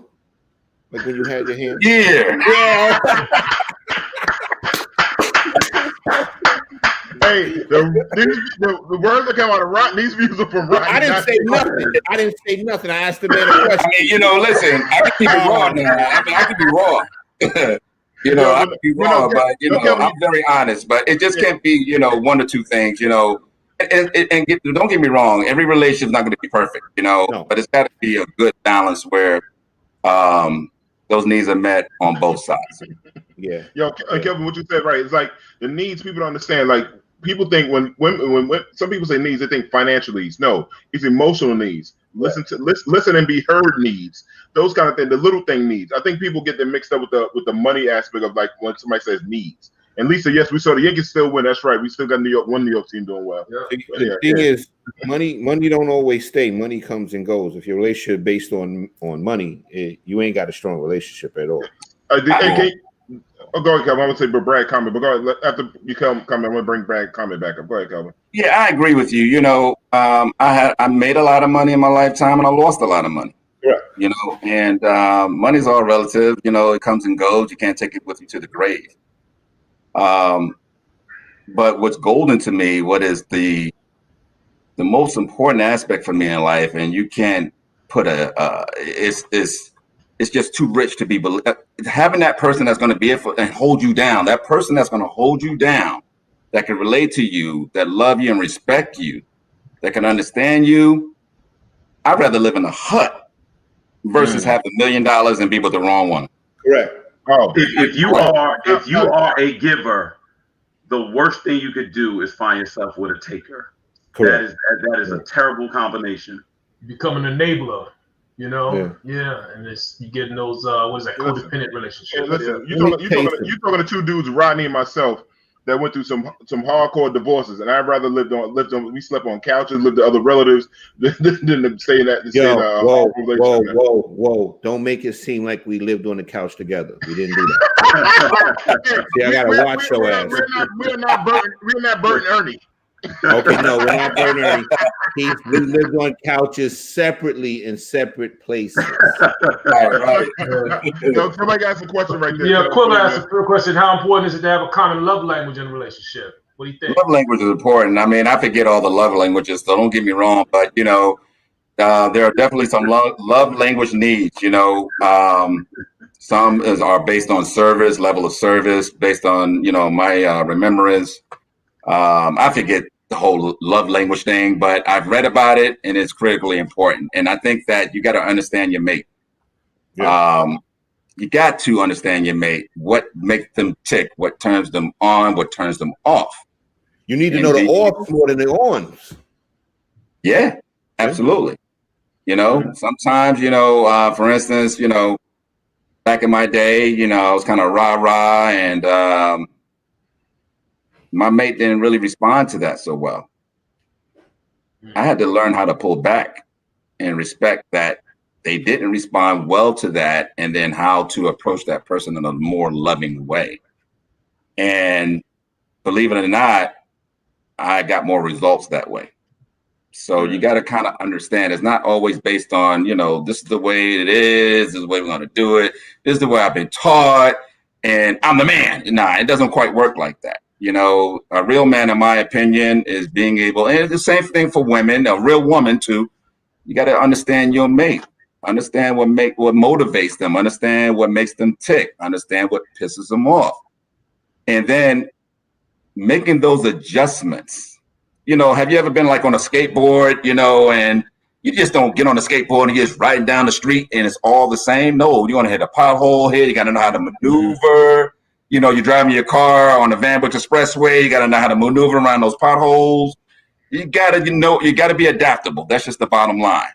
But you got to also be perceptive. You got to understand and sit back and listen. Keep your mouth shut, listen, try to seek understanding before you promote action. Well, and then also you got to implement the one thing that I learned in life. There's two things you cannot tell a woman. One is a lie. The other is the truth. And once you learn that right there, then you are fine. You are fine. That was a joke, lady. That was a joke, lady. That was a joke. Listen, I want to tell our listeners that we're going to probably extend it 10 minutes over the time tonight, because we're having some great conversation between Brittany and Kelvin tonight. Yeah. So I just want to make sure that Jamie, can you do me one thing? Can you bring up, I think there's a question I saw from Brad a few ticks back. Yes, that's it right there. A wise mentor once told me, remember the 3 S's: survival, success, and significance. A lot of us come from environments where survival takes priority. That's only a small part of the equation. That's a good point. Very good point.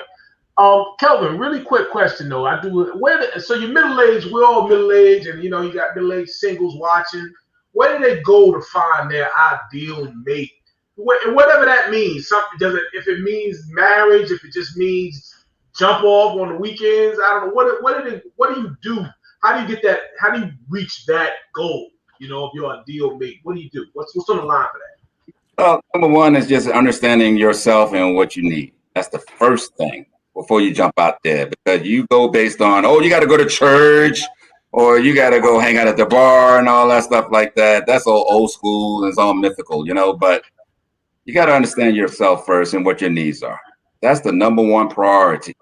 Because if you do not, then you're not going to find who you need, because you don't understand yourself.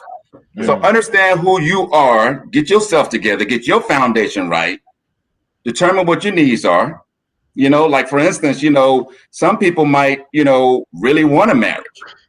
Some people might want a relationship and they're good with that. I've seen both work. Yeah. So you got to determine what you really need first. And then secondly, obviously you want to go ahead and engage in social events, and the right social events. I mean, you go to the booty club and get it in, do what you go. If that's you, that's you, but you got to make sure that you put yourself. Don't say nothing, D. She want to say something. Wrong time. No, I'm not going to put my finger like that. I'm going to go like this. Right? Long time. I have to make it rain. Right. Long time.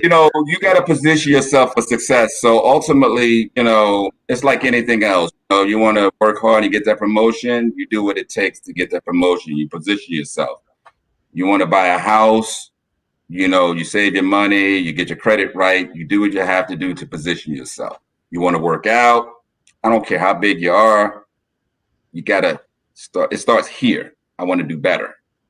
Yep. Then you come up with action plans to do it. I don't care. Once again, if it's at a very snail pace. It's about consistency and that drive to do better each day. And so that's the same thing in relationships. Position yourself. Number one, determining what your needs are, knowing yourself. Secondly, I neglected to mention, if you're going through some drama, you got to heal. You have to heal. You cannot create a relationship or a new relationship with anybody if you haven't healed from the past. You got to fix that first. You got to fix that. Whatever it is, fix it. Then at that point, determine what your needs are. Then you begin to position yourself to get those things that you're looking for. I'm not saying you got to flag out, I'm single, I need somebody. No. Just put yourself in those environments that's going to make you successful in finding what you need. Kelvin, that's very true, because like I said, broken children become hurt men. So one question real quick. How important is it for good physical health for yourself and happiness with good physical health? Physical, you said physical, like working out? Yeah, working out. How's it building fit to your happiness? For me, I love it. I love working out. I love looking good. And I love feeling good as well. You know, so when I don't physically feel well, or if I look kind of crazy and I look myself in the mirror, I'm like, you know, I got to get it together. You're not going to have the level of confidence that you would as if it was different, like, you know, you're on your peak. You know, so for me personally, I'm 54 years old, just turned 54 April 20th. Happy belated birthday, brother. 420? 420 was your birthday? April 20th. Ooh, yes. Man, that's a good day. yeah, for a whole bunch of things, right? right. But me and Rod are just saying. Yeah. I didn't say nothing. Yeah, I don't partake, but I get you. But I've always been into physical fitness since I was a kid. I mean, I don't know, Didi, if y'all remind, you know, you always played ball. Oh, you was always in good shape. This motherfucker walk around with a shirt off back when we were kids. I had man titties when I was small. Come on, hey, Didi, listen. Hey, Didi, but I'm gonna bump for you, Didi. Hey, Didi, I'm gonna bump for you. Nobody messes with you though. Nobody messes with you though, Didi. I know that's true. Nobody messes with you, boy. Yo, Kelvin, who do they say you look like? Because I just realized who you look like. I was trying to put it together. Who do people say you look like? Why you gonna put him in a spot like that? They gonna look like LL, or he looks like me because I'm older than he is. Shit, I don't know, man. I don't know. I got Gary Sheffield and I got Iverson. I can see a little Iverson. I can see Gary Sheffield though. I see AI. I don't see AI. I see Gary Sheffield. But I don't see AI. Well, can I get you transfer some of that money into my account? Oh, we gotta get your top 5 though. Your top 5. Yeah. Before you go, who's your top 5 MCs of all time, bro? Oh man, y'all gonna take it there with me. Oh man, Biggie, love Biggie. Yeah, Biggie was super versatile, man. I mean, he was just nasty, right? But to be honest, my number one joint, Nas. Nas is nasty. Yeah. I mean, you have to sit back. I don't care if you into this or this or this. Sit back and listen to his joints. And I'm from old school now, 54. Nas is ridiculous. Yeah. So only album I didn't like the one he did with Kanye West. Kanye West is cool. The Nas album produced by Kanye West was trash. Man. Oh yeah. I didn't quite. That wasn't my favorite by no means. I don't know. You know, as you know, with production, because I play music as well. There's a lot of things behind the scene. You know, so but obviously they're going to put the stars in a highlight with the names and things like that. But we got 3 more to go, bro. 3 more we got. Oh, 3 more, man. You're gonna put me on the spot. All right, so yeah, you got Nas, you got Jay-Z. We got 2 now, down to 2. Let's see, Jay-Z, yeah. Believe it or not, man, I gotta go West Coast on this one. MC Hammer. Oh my God. Oh my God. Don't sleep. You know, I like this dude. Ice Cube is pretty tight. No, Ice Cube is good. Ice Cube is pretty tight. You know, I mean, you know, there's some things, you know, I would have changed his rhymes up on, whatever, but he's pretty tight. Mm-hmm. Yeah. When he left NWA, MC, he was tight. Yeah. And MC Light is funky. Yeah. That's a good one. I have to throw a woman up in there because she's dope. She's dope. She's MC Light was dope. Yeah, she was dope. She was dope. I believe she's the greatest female rapper ever. Ever. Yeah. So Kelvin, before you go, what you want to say to how can people find you? Where to follow you at, or your Instagram, Facebook, or and talk about your blog, or anything. Yeah, I'm on all those things. I'm at www.kelvin KELVIN Abney ABNEY.com. www.kelvinabney.com. And I talk about a myriad of different topics, let it be from physical, mental, or spiritual health. I just keep it real, and everything I say comes straight from my heart. It is either from my personal experience or people that I spoke to. And the bottom line is that I just want to encourage people to not give up on life.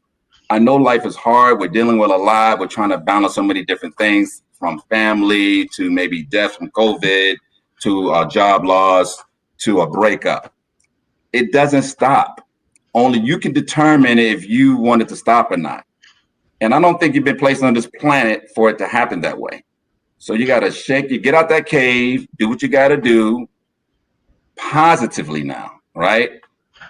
And come back into the light and wake up and start day one on creating a plan. There's always day one, in my opinion. It's always day one. So that's my purpose. I think that, I was gifted to do that. I always talk to people. I want to try to encourage them to see a brighter day. I've been also gifted with that from other people when I had my had downtimes. And that's the purpose of my blog. That's me in the general. I'm super cool. That's just me. And just love life. That's just the bottom line. And then ultimately, I would like to thank each and every one of you guys to have me on this podcast. I'm very thankful. I would like to eventually write a book and then do bigger and better things. And this is just a stepping stone in the right direction. I'm very thankful and humble for the opportunity. Thank you, my brother. You're a brilliant man with a brilliant name. I stand by. Oh my God! It ain't Kelvin, it's Kelvin. That's right. Man, look at this. We got the privilege of having two Kelvins, light skin and dark skin Kelvin. We got the light skin one, man, like Michael Jackson. Got the dark skin one, just like Michael Jackson. Listen, brother, I love you, man. We gotta get up, man. I'm glad that you're in the area, back in the area, man. So we go hang out. I know Jamie's coming up at the end of the month, so you got to rock out with us, man, when we go out on the town. No doubt. You already know how we do. Rockaway crew. That's right, baby. That's right. Southside, we outside. All right, man. Love you, man. Peace, man. Tell your brother what's up, man. All right. Peace. All right. Take care, bro. Yeah. Okay, that's right.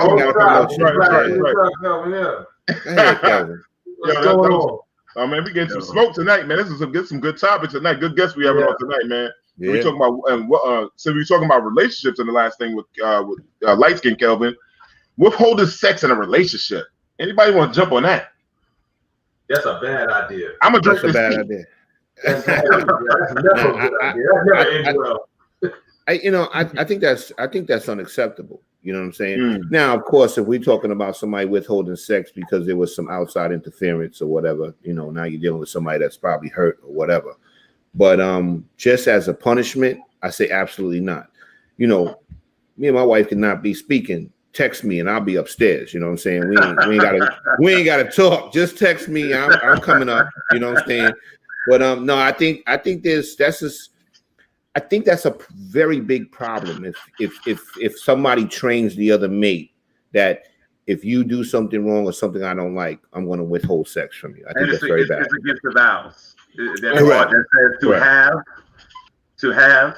That's and so as a result, I don't think leveraging people is ever good. Just leveraging something or whatever as a punishment. You know what I mean? You're on the same side even when you disagree. I remember one time performing a wedding. And I never forget, this girl wrote her own vows, and I really was impressed by it. She said, "I will respect you even in disagreement." That's and right. I think that's very, very important. I think it's very, very important, and people have kind of weaponized sex and things like that and used it, and they passed it on to younger women to try to, this would make him do this to get that and things like that. And I agree with you, Rod. I just don't think, especially in the context of marriage, I think that's foul either way to do that. You know what I'm saying? You're just withholding somebody just because you want to kind of get them you know, if you remember, if you guys ever read the story of Liz Estrada back in the day, where the women stopped sleeping with the guys just to stop them from having war, it's so powerful and so potent. It's really an unfair edge. You know what I'm saying? Yeah, I think that's sex holding sex the very coochie powerful. hostage. Yeah, that's not cool. Man, you know, That's not cool. yeah, man, ain't nothing better than makeup, you know. Thing, you know, that's come on now, you know what I mean? You can't be withholding like that. You gotta let it go, man. Sometimes, you know, let things go, just man. gotta let it go. Yeah, that's right. You know what I That's mean? another love TKO. That's right. And you know, right. here go the bullshit though. When they be upset with you, right? They be mad at you, but they be like this on the bed with you. They put it on your ass. Oh yeah. They mad, but they like. Yeah. How much you love me, man? My wife gonna do something, man. I'm telling you, man. She gonna put a leg on me, something, a booty in there somewhere, brother. You know what I mean? Yeah. And when they push right into you, I push right back. That's right. Argument done. That's right. I push right on back. Oh man, you want to make up, huh? Yo, I'm gonna tell you something. I like Wednesday nights. I'm just telling you right now. Yeah, I like Wednesday nights. We bringing it tonight for our first one. We bringing it tonight. Right. Yeah. So since we're talking about sex, Dwayne Wade's child. I'm not gonna call a boy or girl. I don't know what to say because I don't want to get messed up with the letter people. Anyhow, so recently, his son, daughter. I don't know. There you go, Jamie. Right? Yeah, Jamie. That's enough. Yeah. So anyhow, for me, there's a lot of controversy dealing with this young man, young child, with his sexuality. To me, my problem with the whole thing is I don't care like if you want to be if you're gay or whatever. My thing is I think it's a double standard because of who he is. I think if it was a young girl over sexualized, like they was having dresses, doing sexy poses. This was the same 12-year-old girl. What people have to say, what people would probably react like, oh, that's messed up. But since it's a boy that's transgender, whatever it is, they just like cut them some slack. But if this is somebody's daughter, they'd be all over them. Yeah, I agree. I agree with you. I mean, and I agree with this double standard. You know, I think, but part of what they're going through now is, and I'm just as an outside observer, is just dealing with how they see themselves and not so much thinking about larger societal standards. I don't listen. I'm not gonna get into how Dwayne Wade feels about it or anything like that. You know what I mean? I'm sure he's had his, quite a few come to Jesus moments over it. You know what I mean? And just thought about it. But at the end of the day, he has to be a father and he's got to show love to his child. And I think he's doing it the best way he can do it.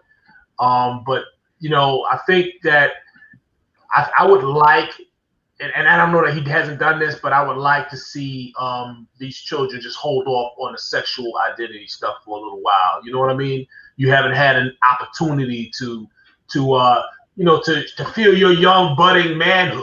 It seems like it was almost like nipped in the bud, and before the child got an opportunity to fully understand himself at the time. So that's just my thought on it. Yeah. Well, go ahead, Kelvin. I'm sorry, Rod. This is my stance on it. I've raised my nieces and nephew, and I haven't had children of my own, but raising them, there are certain things that I will determine or dictate while you're in that process of being raised. So if I was in the situation he's in, I'm not buying my son a dress, period. I'm not doing that. Now that's just it. I'm not buying you a dress. Now, when you do wear one, or if you wear one, which should be your right, it will be when you don't live here, and it will be when you're a grown person. But I am not buying you a dress. Mm-hmm. I'm not buying you nail polish. I'm not doing that stuff. That's not going to happen. And I don't really, I didn't have those parents to be like, oh, I'm going to call your aunt for advice for your uncle. No, my parents determined it. They didn't need no outside help. You know what I'm saying? Brad is and that's where I'm at. You know what I'm saying? So that's just how I feel about it. Brad be making me laugh. I'm sorry. That's funny, Brad. That's funny. You don't get me messed up. I'm sorry, man. I'm trying to. Please let the people don't come after us. We just bringing us a conversation. Go after D and Brad. But no, the thing is, like, seriously, it's just like I don't the kid, like you said. For me, the child will wait for a certain age to be like that. You could be gay. You be like Rodney. You're not told. I think people are born gay. People are born gay. But like once you get 18, you do all that stuff. But the Mom Pearson and Rodney Mitchell money ain't gonna be buying these things. I'm just not gonna do it. And the thing is, like, you know, and go ahead, Rodney. Go ahead. I'm gonna let you because I think you're gonna say what I'm about to say. But go ahead. No, the thing is, like, I'm gonna piggyback off what you and Kelvin said, right? You know, first of all, like, how old is Dwayne Wade's son now? 12. He's 12. Right now, I'm an experienced father. I got more kids than a kindergarten class. You know what I'm saying? So the thing is this. I've learned at 12 years old, and I got two 14-year-old girls in here. You know, 17-year-old boy. I got a 22-year-old. I got a little bit of everything, and I've seen it all. So the thing is, it's like I realize about raising kids is that certain things I see my kids do young. It's not defining them. Like, it's not who they're going to be. You know what I'm saying? So if I allow certain decisions to be made by a 12-year-old, a 13-year-old, 14-year-old, and then I supported a wrong decision, then basically I'm making a wrong decision right. And I'm not saying that Dwayne Wade's son is not gay. I'm not saying that. I'm saying that the support, I think, is too entirely early. That's my issue with it. It's like Kelvin said, I'm not going to buy my son a dress at 14-year-old. My son wants to wear a dress when he's 25, 27 years old, 28 years old, and he bought it or whatever.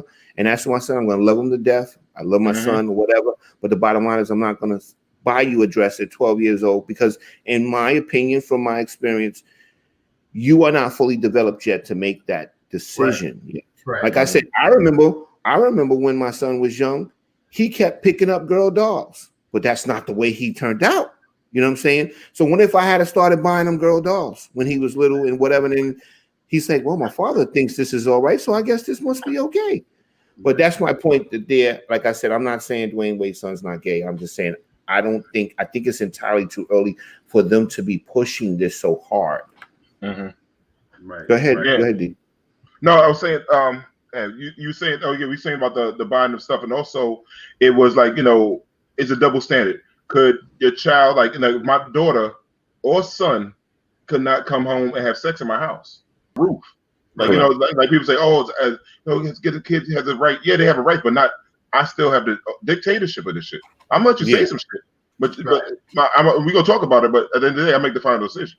Correct. And I think, you know, that thing just can't rock out. You just can't come home. You got to sneak and have sex. You got to be like us. We have to sneak and have some sex. You know, you're gonna learn new skills.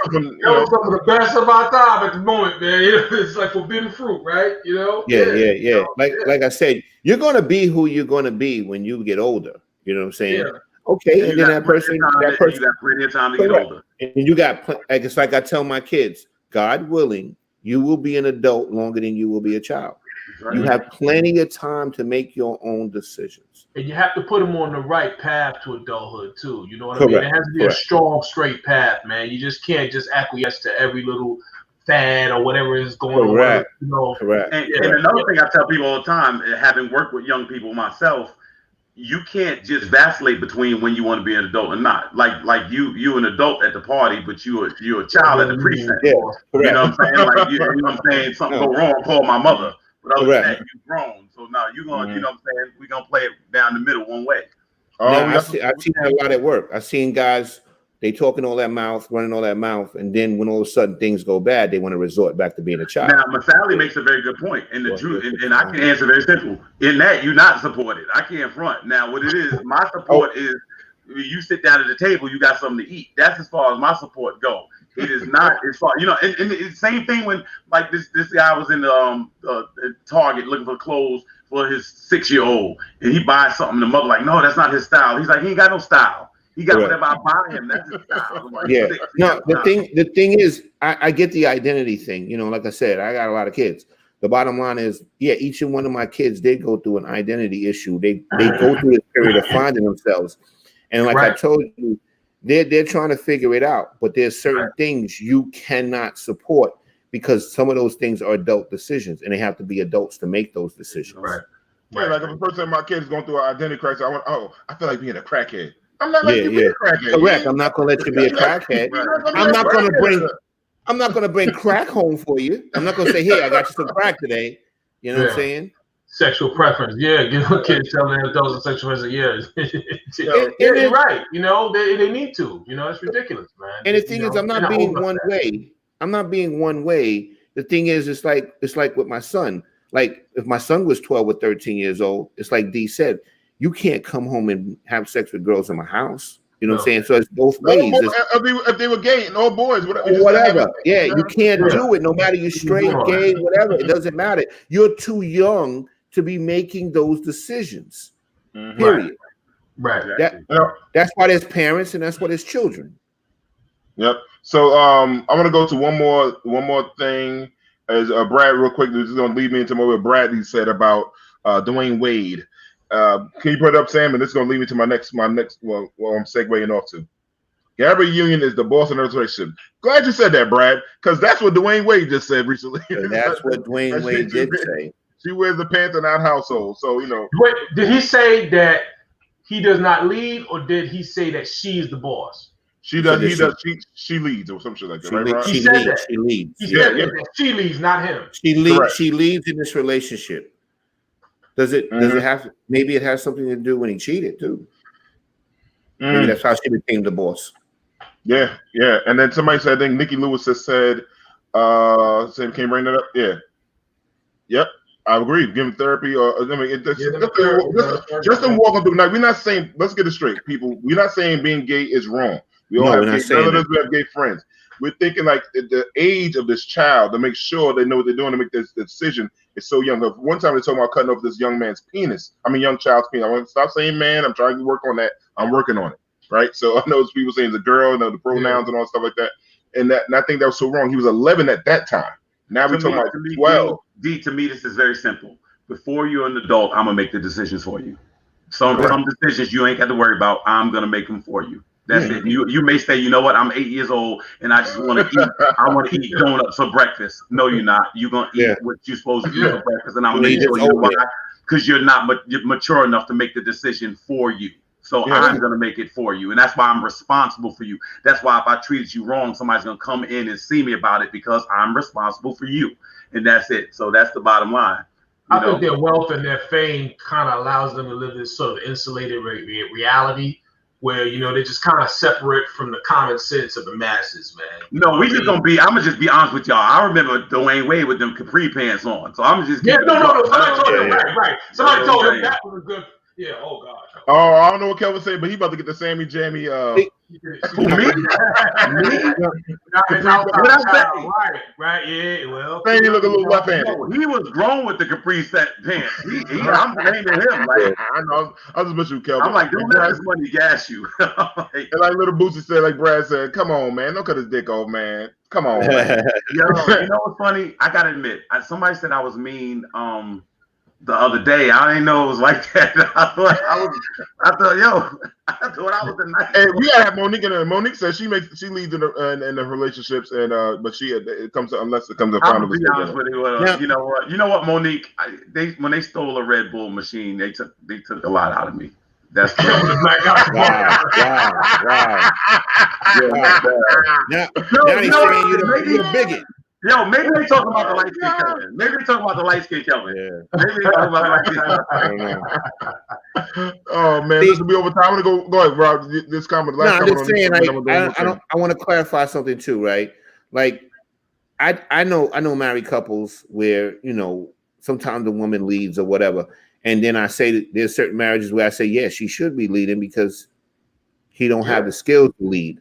That works for them. You know what I'm saying? If that works for you and she's getting the job done or whatever, so be it. That's the way it works. That's about companionship and working together, But I mean, I kind of think maybe Dwayne Wade maybe have forfeited his leadership as a result of trying to stay in good graces. And I've seen that before too. On the top of Monique, I'm your brother. Yeah. and since we're on the top of a few feminine things, Little Yachty, actually, I don't know how you pronounce the goddamn boy name. He got his own nail polish about to come out. See, Do y'all we have make me. any- do we have any pictures? That's why I Do we have gotta be any- the mean one. Is That's there why a I gotta video be for the mean that? one. Y'all Is there a cut me video off. for that? Do we have a picture of the nails? Do we have anything, Jamie? Right now, you're looking at the future of nail polish. You see? It's called Creep. You're getting a good look at innovation here. This is a pen, like a polish pen. So you take the top off, press down on it, and it dispenses a brush. If you find painting your nails as a way to show your creative side, or it's an aesthetic that fits you, you shouldn't be judged for it, you know? But a lot of people do get judged for it, so that's why these will like change the narrative.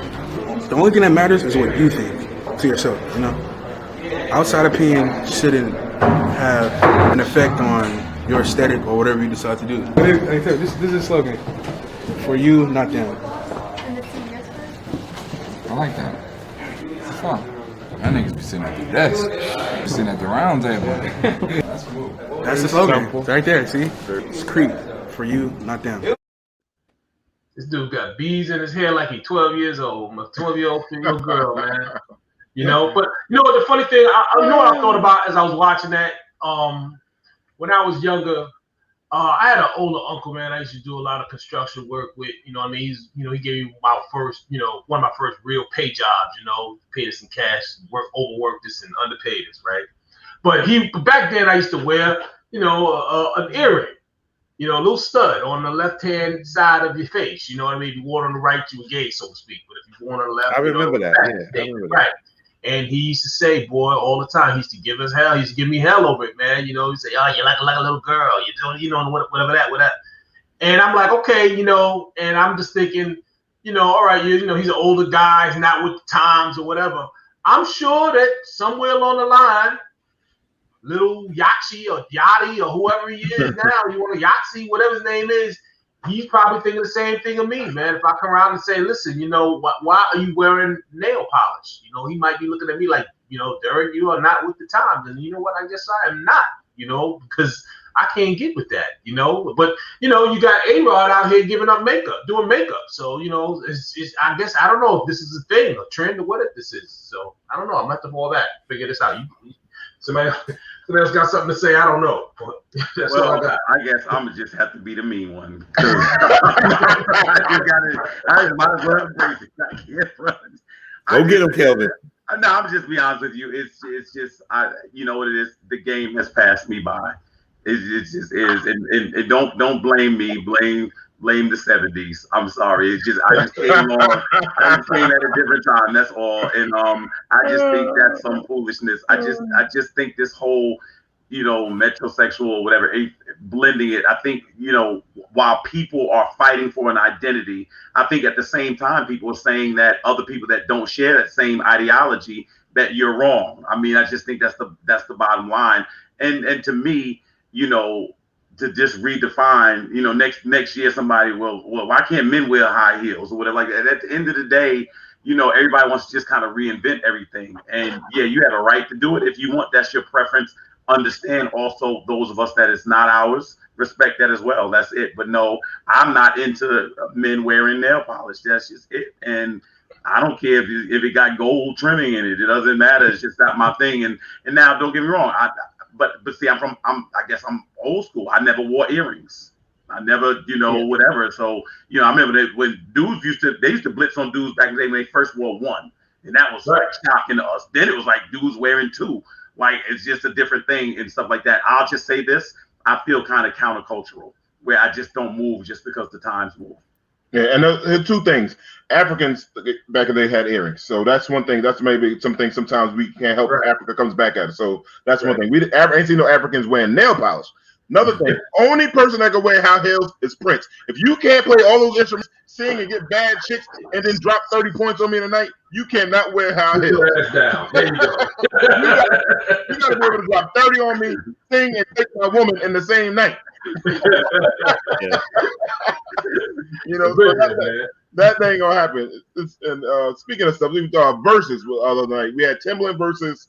I don't get a shot. I don't get a shot at your little yachty. Oh, I'm sorry. I thought you did. My bad. Go, Brian. No, I gotta go. Okay. First of all, last time I checked, nail polish has already been invented, right? So nail polish has already been out. So this is, to me, one of those tricks about money. He's taking advantage of the climate and trying to invent something to be a trend so it'll sell. Now we Yeah. I knew that was gonna come back on you. It's strong enough for a man and made for women. I told you that was coming. I told you. Good. Yeah, but that's what I think it is. I think Mr. Yachty is basically trying to capitalize on the way the climate of the culture is going. It's going extreme. Extreme sells. Trying to create new things that nobody's doing, and that's it. Nail polish has already been out. Men ain't been wearing nail polish, so he's trying to sell nail polish. If you notice, he showed women putting it on and men putting it in. It's just about getting the bag. That's all it. But I don't agree with men wearing nail polish either. Hey, I get my feet done. That's right. I'm about to get them done. Killing you, boy. Egyptians wore makeup. And so, yeah, at least got a point. At least got a point. But I'm not wearing no damn makeup now. Damn them Egyptians. They didn't come back and save us when we came over here, so I'm mad at them still. I'm sorry. Back to verses. Yeah, Timberland versus what's the guy's name again? Swiss Beats. Swiss Beats. So anybody see your thoughts on that? I mean, Timberland looked bugged out crazy. I don't know if Jamie got any pictures of that joint. That looked crazy. All right, I'm gonna say this. I really felt like they're producers, and I just don't think they're performers. I think they're producers, and I just think it was like they were trying to perform a little bit of the songs that they produced, and I just think verses may be better off with the performers doing it. And everything I say now, I'm gonna say it with a smile, and Hey, listen, Timberland look like the old uncle at the barbecue, man. And he look like I still got it. Look at me. Like that's so crazy. That dude was bugged out, man. That look bugged out. And last but not least, we got a fight coming up this Sunday. We got what's the guy named Logan? What's his name again? Logan Paul versus Floyd Money Mayweather. Thoughts on that, Rodney? I'm gonna start with you first. You're a big fight fan. Yeah.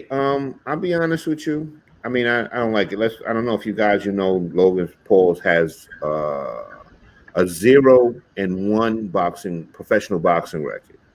So we got Floyd Mayweather, a 50-0 champion, fighting a YouTuber on a pay-per-view event. I'm not into that. You know what I'm saying? So then that's the new thing we do around. Like I said, we basically find somebody with a whole bunch of followers. A whole bunch of people follow him on YouTube, and then he fights them. I mean, come on, Floyd. I know you're gonna make a lot of money, but I mean that's not what real boxers do. That's just my personal opinion. Yes, I think it's bad for boxing. It is. And for his legacy. But again, and here's the funny thing about it: the question I ask is, does it count as a professional fight? Logan Paul technically has at least one professional fight on the books. Obviously, Floyd Mayweather. Does this count as 52-0? No. If he wins? That's what I'm saying. So I listen. I agree. I wouldn't count it. Win or lose, I wouldn't count on his record. You know what I mean? But here's the thing: if he loses, do you think they're going to count it on his record? If he loses, it's not going to count his record because it's considered an exhibition. That's why. Okay. The thing is, too, and Logan Paul's only fight is with another YouTuber. That's his only fight.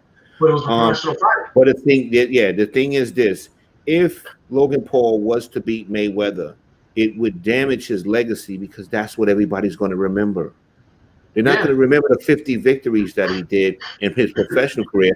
And I give it to Mayweather. Mayweather was one of the most skilled boxers that I've ever seen in my life. So and now you're fighting some guy that's just on YouTube that makes silly videos. I mean, but his mantra is the money team, so he don't care. That's what it is. It's about money. Yeah. It's all about money. And the thing is, and it's about white privilege. You know how many boxing people that could probably really hold it? Really want to start adding Floyd? Oh my God! Mayweather, but this is white privilege because this guy he's the lane. He's the white boy that can be silly, and when people follow him, and then he gets the opportunity to fight the big champion.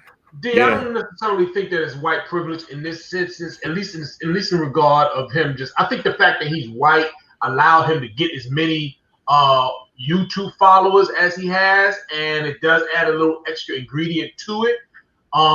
Because it's boxing, and boxing always has these racial undertones to it, But I don't think so. I think it really is just honestly just a business decision. I don't think Logan Paul has more. He's all the YouTubers. He's number one. He has the most YouTube subscribers of anyone. You know, so it's hard to argue with that. You know what I mean? One more paycheck is like should be like taking money from a baby. You know, all right. easy pay. Let's go with that. So we got black YouTubers. I can't think of their names right now because Rodney follows a lot. One guy, he never worked a day in his job, has probably almost the same amount of followers. Logan Paul, he wouldn't be able to pull it off. He wouldn't be able to pull it off. He wouldn't be able to pull it off. It always falls down to white privilege. Yeah, but is this other black YouTuber? Is he an athlete? Is other black YouTuber? No, it don't matter. You're talking about numbers. I don't care about the athletic ability of him. It's about the numbers. So the poor Logan Paul was in the fight. He was fighting MMA fights. We never heard him fight before. But it's still boxing, and a lot of it is the dance partner too. You know what I mean? So if Logan Paul is a bigger guy, he's athletic, you know what I mean? It comes down to privilege. It doesn't come to athletic ability. It's about the privilege. Basically, he's walking off the couch and getting into the ring with one of the greatest fighters in the world. You know what I'm saying? Yeah. And here's a guy, like I said, he has an 0-1 record, and his only fight was with another YouTuber. Did he want to lose? I don't know. Did he lose? He lost. No, he lost. Wow. Yeah, that's why he's 0-1. You know what I'm saying? So the thing is, in professional boxing, if you were 0-1, could you get in the ring with the champ after losing your first fight? No, you couldn't. You couldn't get in the ring with the champ. You know, you have to work your way up. You have to start making some wins in the column. You know what I mean? Yeah. But I agree 100% with D. It definitely has to do with white privilege. Yeah, absolutely. So, but anyhow, brothers, this was a good night, man. We way over time. We late. And we have to be in bed by now. Like, I know we gotta get up early. So thank you for everybody chiming in, rocking with us tonight. First Wednesday night. Brad, Brad, you're right about that, brother. On that note, and then I'm glad you guys. So we want Wednesday nights now at 9 p.m. every Wednesday night. Follow us on YouTube, Twitter, Facebook. Like, subscribe, comment. We love the comments tonight, and we have more comments. The good, the bad, the ugly. We take them all. We love them all. So people, thanks for joining us tonight. Wednesdays, baby. And remember, get that merch. Hit us up for the merch. Hit us up. You know what I'm saying? We like to share with the merch with you guys. So peace, everyone. Peace, my brother. Love you guys. Check it out next Wednesday. Thanks, Melvin. Yeah.